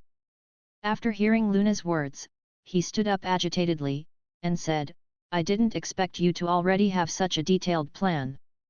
This way, although each child is unable to develop their capabilities and talents to their best, it's still a chance to learn useful knowledge for the children. At least it can change their fate, and that means that they could have more choices. I am willing to join this school to become a teacher again, and shine upon these children with the last of my passion. Although my memory has started deteriorating, if you don't mind, I can still teach a few more years of calculations, or even tell the young teachers how they should conduct classes, Madame Berlinda said with a smile as she walked out of the kitchen with a pot of boiled water. That's wonderful. Thank you. Luna stood up and bowed with a smile. Don't say that. We're just doing a small part. Luna, you are the one who has given her all to these children. Tahirid waved his hand, and said, be it us, or the few other old fellows who just retired, we've been so idle at home.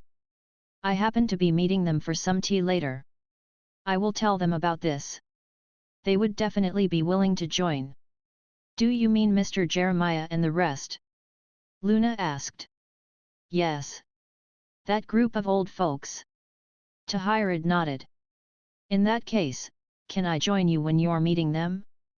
I would like to personally tell them about this. Luna looked at Tahirid expectantly. Of course. Chapter 1897 Is there anything you, Boss Mag, can't settle? It's as real as it can get. Mag smiled and took a sip of soybean milk. Shameless, shameless, shameless, a string of words flashed past Mag's mind, but he simply ignored them. Wow, what a pretty school. It's even prettier than Chaos School. Amy walked over to take a look, and her eyes lit up instantly. Can I also study in this school? Teacher Crasso can't move his magic lab easily, so little Amy can't attend lessons in this school for the time being. Mag shook his head. All right. Although Amy was a little disappointed, she did not insist on her wishes. This school is pretty good. As long as we can confirm the site of the school, I can tell them to start the construction. Irina placed the blueprint down, and looked at Mag. She felt that there were even more mysterious things about him that made her even more curious. Mag nodded. After the morning operations, I will make a trip down to the city lord's castle to vie for a valuable piece of land. After breakfast, the ladies started arriving. Mag wrote on the small blackboard, and hung it at the door. New product launch this afternoon, Mapo Tofu. It was a very simple announcement. Mapo Tofu? Sounds like something with a strong taste. This tofu is really something. Did Boss Mag recently hire a new employee called Mapo? I wanted to complain about Boss Mag standing us up for a day, but on the account of the new launch, I'll let it go. The customers discussed the notice, and were quite excited about the new dish. There are more customers in the line today. Boss Mag has cured my years of severe laziness. You have no idea, Boss Mag has grown popular teaching people how to cook during the delicacy extravaganza. That's terrible. Those lining up behind must be having it worse. It was still early, but there was already a long line in front of the restaurant. That also made a lot of customers complain. The morning operations ended in a flash, and Mag cycled to the city lord's castle after that. It was still Dicus who came out to greet him. After hearing Mag's intention in coming, Dicus looked at Mag in shock. You mean, you want to build a new campus? Mag nodded, and said, yes. With the current scale of Chaos City, just the Chaos School alone would no longer be able to satisfy the needs for all children's basic education, especially those from poor families at the age where they should be schooling. For the things that Chaos School is unable to do, we want to build a whole new campus to fulfill them. Our motive is not to replace Chaos School, but to allow those children who have been left out by the system to learn in a classroom like the others of the same age. With their knowledge and their hard work, they would be able to change their fate. Dicus listened intently, and said, please hold on for a while. This matter requires the city lord to make the decision. I will check if his meeting has ended. Mag did not wait for long before Dicus returned quickly. Mr. Mag, the city lord happens to have 10 minutes now. Please follow me. Mag entered the city lord's office, and Michael looked up from a pile of documents.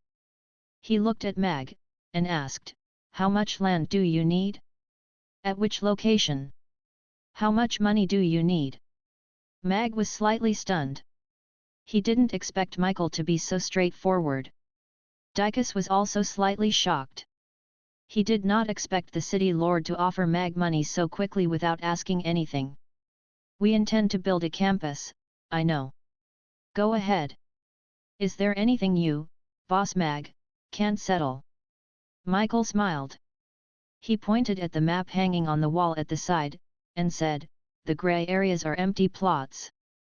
Choose a place.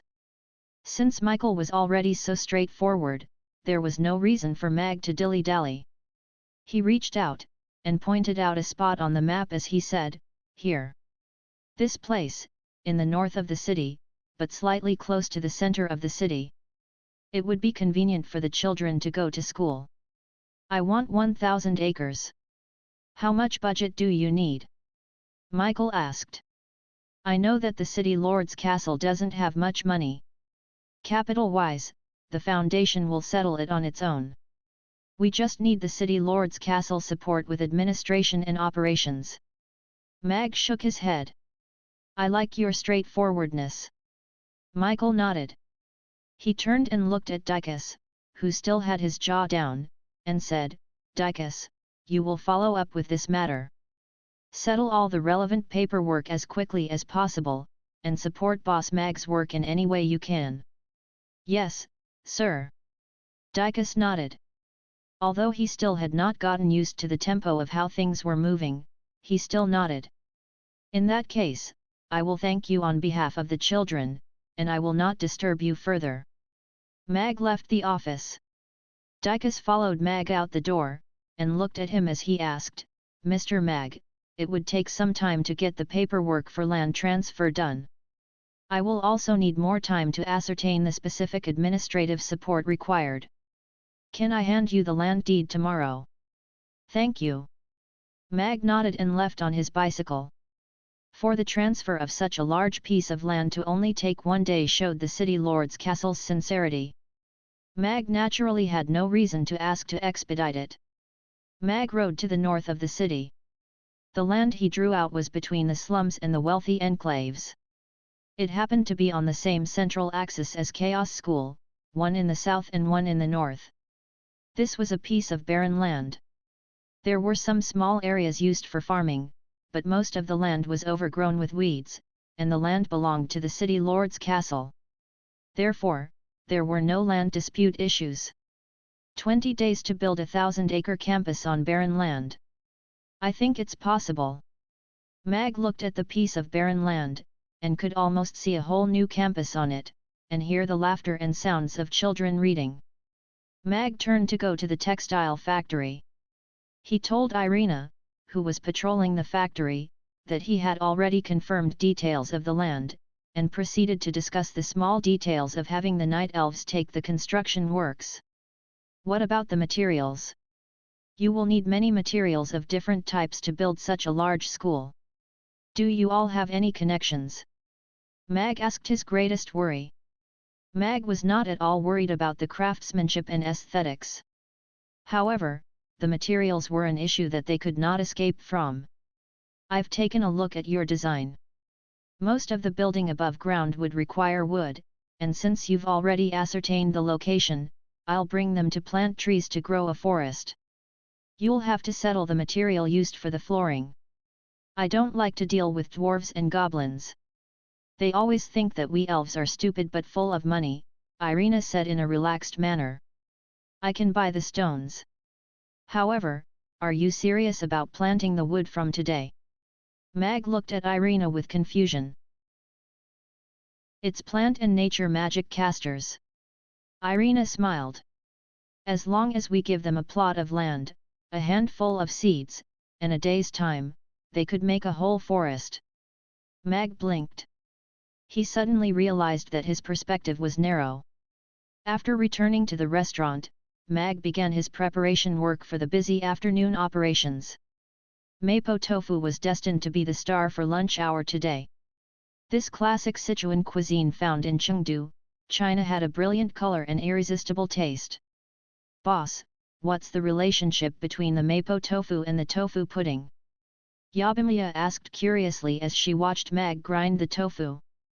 Mag thought for a while, and replied, they're probably, like a youthful lady and a middle-aged woman. Then isn't the mapo tofu a little inferior? No, they have their own tastes and fans. Mag shook his head with a smile. She was still too young to know that mature women were a whole category on their own. In the restaurant, everyone was busy with the preparatory work, and the line outside the restaurant also began to grow longer. Within the line was an eye-catching pair of father and daughter.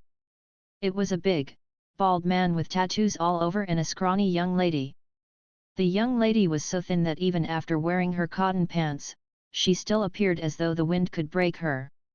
Her hands outside of her sleeves were almost just skin and bones. Her face was very pale, and her cheeks were sunken. Furthermore, her forehead appeared to protrude out even more because of the lack of meat on her face, and she looked very annoyed. I want to go home, Georgina said with a frown. Her voice was weak and shrill. Georgina, it's father's birthday today. Just have a meal with me. I heard that this restaurant is not bad. Look, there are so many people lining up, Kenneth said with a smile. He had a gentle tone unbefitting of his bald head and tattooed body and the image they gave him. No. I don't want to eat. There was an obvious disgust on Georgina's face. She turned and quickly walked away. However, Kenneth held her small shoulders with a smile, and said, be good. Why don't you just accompany me and take a seat inside? You haven't sat down with me for a long time. Do it for me, even if it's just a casual chat. Georgina looked at Kenneth impatiently with a frown for a very long while before she stopped struggling. However, she resolutely said, I'll make myself clear. I will not eat anything. All right. You just have to go in and take a seat with me. You can decide whether or not you want to eat. Kenneth finally smiled brightly like a child who just got candy.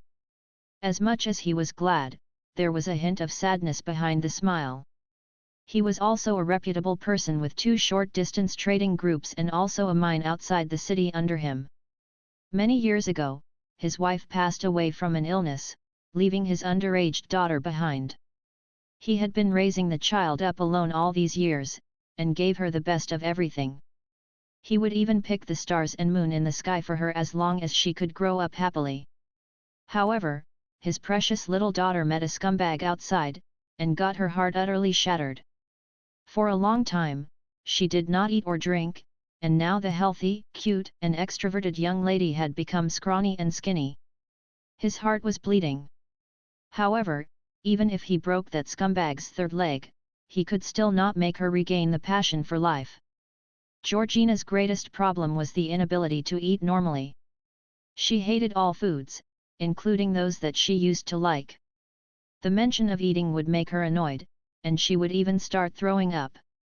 After consulting many doctors and magic casters, and after trying different methods, he could still only watch her grow thinner day after day. A few days ago, he heard his friend say that the food in this restaurant was delicious, so he specially brought Georgina over with hopes that this restaurant would make her eat a little something. Georgina pulled her hat a little lower, almost covering her eyes. She lowered her head, and looked just like a scrawny little chicken who wanted to block out the entire world. Everyone looked away, as though they did not want to disturb this sensitive young lady. Young lady, Boss Mag's culinary skills are really superb. As long as you try his dishes, there will be no way you can resist them. Harrison, who was standing beside them, struck a conversation with Georgina. Georgina turned subconsciously to look at the plump and kind-looking Harrison, and was stunned. It was also Harrison's first time seeing Georgina's face. He suddenly pitied her when he saw how skinny she was. Georgina quickly looked away, and lowered her head even more, as though she saw Harrison's expression, and knew what he was thinking. Kenneth glared at Harrison, and moved Georgina behind him to protect her. Harrison realized that his actions might be seen as ill-mannered to a young lady. He recalled that pair of fearful eyes and her scrawny look, and could not help but sympathize with her. Although the bald middle-aged man appeared big and strong, Harrison still looked at Georgina apologetically, and said, "I'm sorry, miss, please allow me to apologize for my lack of manners just now. I hope you can forgive me." Kenneth was stunned. He sized up Harrison. Although this young chap might be a little fat, he looked like a kind person. After hesitating for a while, he chose to make way. Georgina's eyelashes, which were hidden under her hat, trembled. She did not expect Harrison to actually apologize to her, and was a little shocked. Recently, people who had seen her face would almost all back off, but this fat man did not. "I am a regular at Mamie Restaurant. I've witnessed almost its entire journey from when it only had one dish to becoming this famous in Chaos City, or even the Norland continent." Harrison saw that Georgina did not seem repelled by him, so he smilingly asked, "Guess how long it took?" For the past 2 years, Georgina had not followed any news related to food, and also had not heard of this restaurant.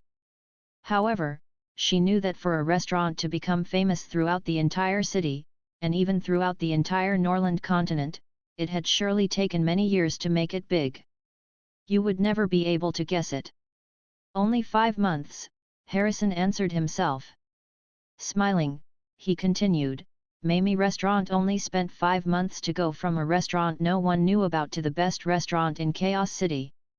And its name even spread to the whole of the Norland continent because of all the essays and articles written by foodies. 5 months. Georgina looked up in shock at Harrison. At any rate, when Georgina spouted her reply, she actually realized that she was striking up a casual conversation with a stranger, and on top of that, he was a stranger whom she had just met. After realizing that, Georgina blushed. She subconsciously shifted her gaze away from Harrison, but her ego did not allow her to shrink back into her turtle shell. She had to at least hear Harrison's reply. Harrison thought that Georgina would ignore him, but when he heard her question, his eyes lit up, and he nodded with a smile as he said, "Yes. From when they first opened to now, Mamie Restaurant has only existed for 5 months. At the very start, they only had the Young Joe fried rice on their menu. However, the owner of this restaurant is a superb chef. He would launch a new dish almost once every few days. On top of that, the dishes are all delicacies that could conquer everyone's taste buds. Through word of mouth, Mamie restaurant quickly became known. You need to know that before this, there was no restaurant in Chaos City that would require their customers to come beforehand to line up for food in such an orderly and harmonious atmosphere too. Upon hearing that, Georgina turned back to look at the line that continued until a distance away. In the line, there were many customers dressed in lavish clothing. Although the line was long, no one appeared to be annoyed or impatient. Some of them would occasionally exchange conversations, and the atmosphere was amicable and harmonious, as though everyone was old friends. Upon listening carefully to their conversations, one would realize that they were mostly talking about food, and many were discussing Mamie restaurant's food as well as delicacies elsewhere. Such a wonderful atmosphere reminded her of the past, when she would look for good food around the streets and alleys while holding her father's hand. Kenneth's eyes lit up. He seemed to have seen hope. Harrison looked at Georgina with a smile, and when she looked back, he continued, "This restaurant is really marvelous. On top of that, it would often bring you surprises. I believe you would be able to find the delicacy you would want to taste here."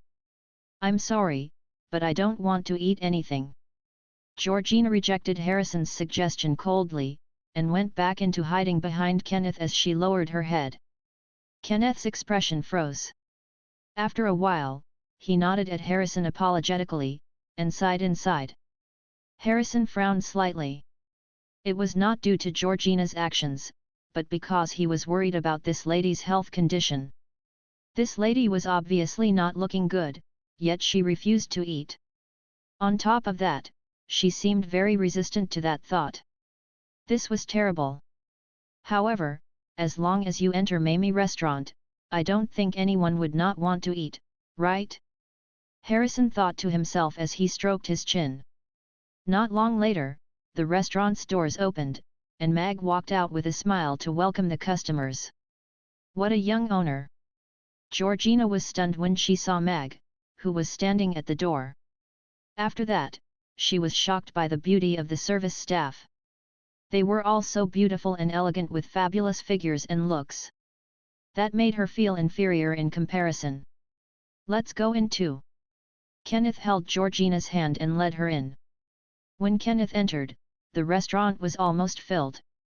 Mag, who was just about to enter the kitchen to start work, swept a glance at the young lady who had wrapped herself up tightly in black from top to toe. Georgina, female, 19 years old, human.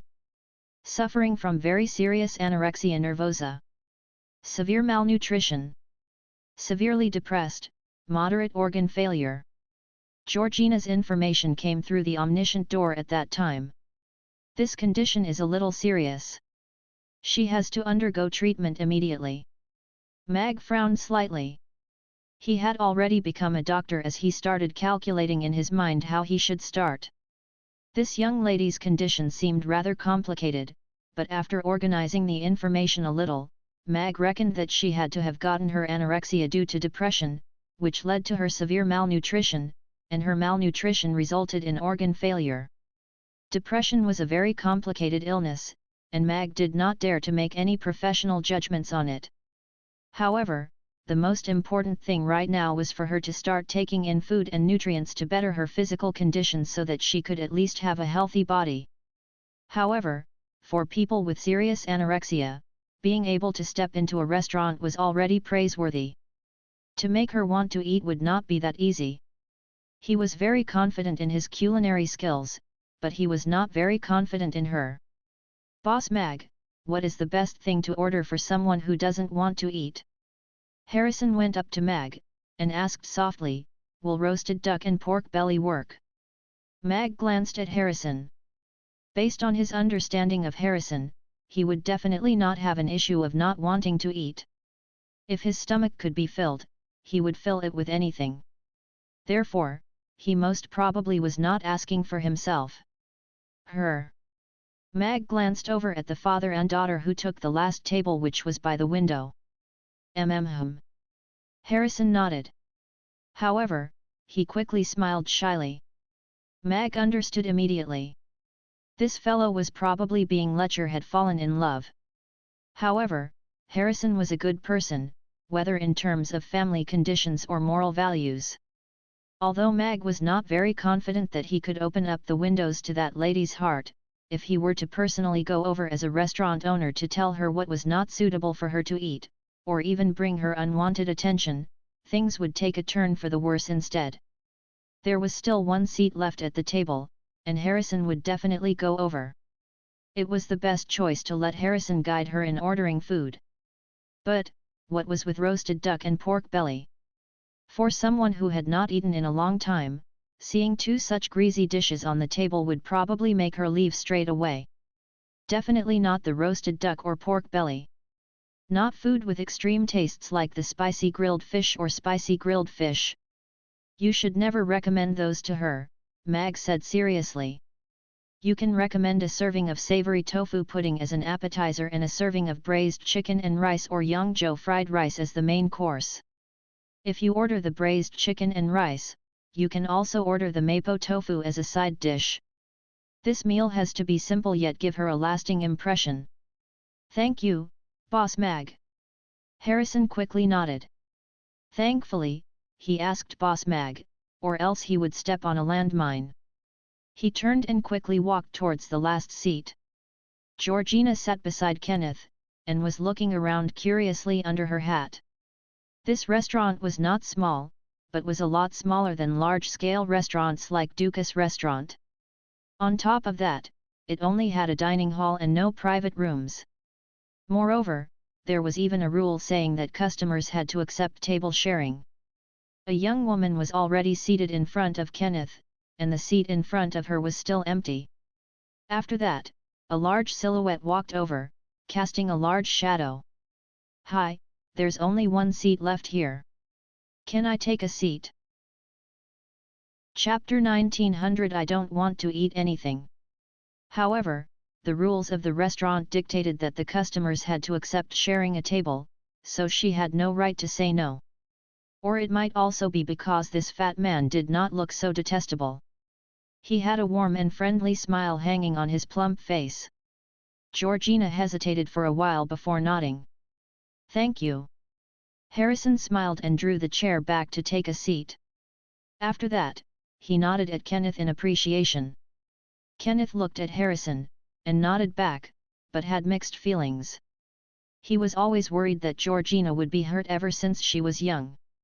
Therefore, he did not like letting her interact with males too early. However, after she closed herself off, he hoped that someone could open up her heart again, even if it was making her say a few more words. At least she would not be alone. He could feel the kindness of this plump young man, and he could not reject him, because he really wasn't capable of making Georgina emerge from her withdrawal. Hi, I'm Harrison. May I know your name? Harrison sat down, and started talking to Georgina. Georgina looked at him. His eyes were shining bright like a burning torch, and that made her cheeks feel hot. She instinctively looked away, and after a moment of silence, she replied softly, Georgina. Georgina, Harrison recited once. Smiling, he said, a very beautiful name. Georgina could not help but look at him again. She had never heard anyone say that about her name so gently. Are you not going to take a look at the menu? Mamie Restaurant has the most interesting menu in the whole Chaos City. It's just like a delicate work of art. Harrison pushed the menu beside him to Georgina. Georgina looked at Harrison, and then at the menu beside her hands. Ever since she was humiliated by that man she once thought was the son in her life 2 years ago, she started hating all food and anything related to food. She hated restaurants, hated kitchens, and hated menus. However, Harrison's gaze made it difficult for her to reject. Or perhaps this exquisite menu did have a sort of curious power that made her reach out for it. Its soft cowhide cover was very soft, and the texture was even better than that of all her bags. The design was simple yet classy, and that made the menu look very exquisite. The restaurant's rules are at the back of the menu, Harrison reminded her. Georgina flipped the menu to the back, and saw a row of small writings, listing down the rules of Mamie Restaurant. There were rules about lining up, sharing tables, dining etiquette, and mutual respect between service staff and customers. They were detailed, yet not cumbersome. Although they were rules, each one of them had a human touch to it. They were not forceful requests from the restaurant owner. These rules were put together to guarantee a comfortable dining experience for the customers. She finally understood why she felt that this restaurant was a little different the moment she stepped in. The distance between tables was just nice, and customers were harmonious and happy to share tables. Chatter was hushed, and no one shouted at the service staff. This made one feel very at ease. Georgina could not help but think to herself, it is an interesting restaurant. However, she was quickly stunned. The idea of being interesting had never surfaced in her mind for a very long time, and what was more unbelievable was that it was actually her thoughts on a restaurant. Before ordering, take a look at the menu. Mamie Restaurant's menu is the most exquisite one I have ever seen, Harrison encouraged. Georgina opened the menu, and her eyes lit up. This was not a menu from a restaurant that just listed countless names of dishes. This menu actually categorized the dishes into the breakfast menu, stir-fried menu, barbecue menu, side dishes, and so on, which made it very easy for an individual to find a dish based on personal preference. The most unique part was that each dish had its own photograph. The pictures of the dishes were brightly colored, as though actual dishes were on the menu. Even for someone who detested food like Georgina, the photographs of the delicious-looking food with vibrant colors made her swallow her saliva. This reaction came from her muscle memory. It showed that these pictures started to spark off some natural reactions in her body. That's the way. Harrison's eyes lit up when she saw the mild reaction of Georgina swallowing her saliva. The favorite food of young ladies would be the limited tofu pudding. The dish has apparent beautifying effects. Look at me, I've only had it once in a while, but I've become much fairer, Harrison advised, and even reached his fair and plump hand out to show her as evidence. Becoming beautiful was irresistible to all ladies. Georgina glanced at Harrison's hand. It was indeed much fairer than hers. It was plump, and looked rather cute. She also used to have a plump little hand like that. How did she not find that cute about herself back then? However, she was starting to gain interest in the tofu pudding that Harrison mentioned. When she was lining up just now, the most common dish name she heard was tofu pudding. What kind of miraculous dish did it have to be that it could make everyone vie for it? Very quickly, she found the tofu pudding in the side dishes menu. The fair and soft tofu pudding sat in a porcelain bowl. A kind of golden red syrup was drizzled over it, and that was the sweet tofu pudding. There was another one with different ingredients scattered over and drizzled with some sauce, called the savory tofu pudding. They appeared to be a very exquisite dessert, and looked very cute. If you don't like sweet things, you can try the savory tofu pudding. It's refreshing and delectable with zero sugar. After having it, you would become even more beautiful, but that would not make you fat. It's really the holy beauty product, Harrison recommended with a smile. I can attest to that. I didn't sleep well last night, and have to meet an important client in the afternoon. Therefore, I came specially to have the tofu pudding at Mamie Restaurant this morning so that I can look my best immediately. This is the mysterious power of the tofu pudding, the young lady sitting at the same table told Georgina with a smile as she put down the mirror in her hand. Kenneth sat up straight, and looked at Georgina with anticipation, his fists clenched tightly under the table. Georgina looked at the two strangers, and then at the menu in front of her. She pressed her lips together, and thought for a while before reaching out to close the menu. She shook her head, and lowered her gaze as she said, "I don't want to eat anything." It was a very obvious rejection. She lowered her head, and sealed herself up like a stubborn stone. She hated food, and even hated herself, who hated food, even more. However, she could not nod. The only thing she was in control of was, rejection.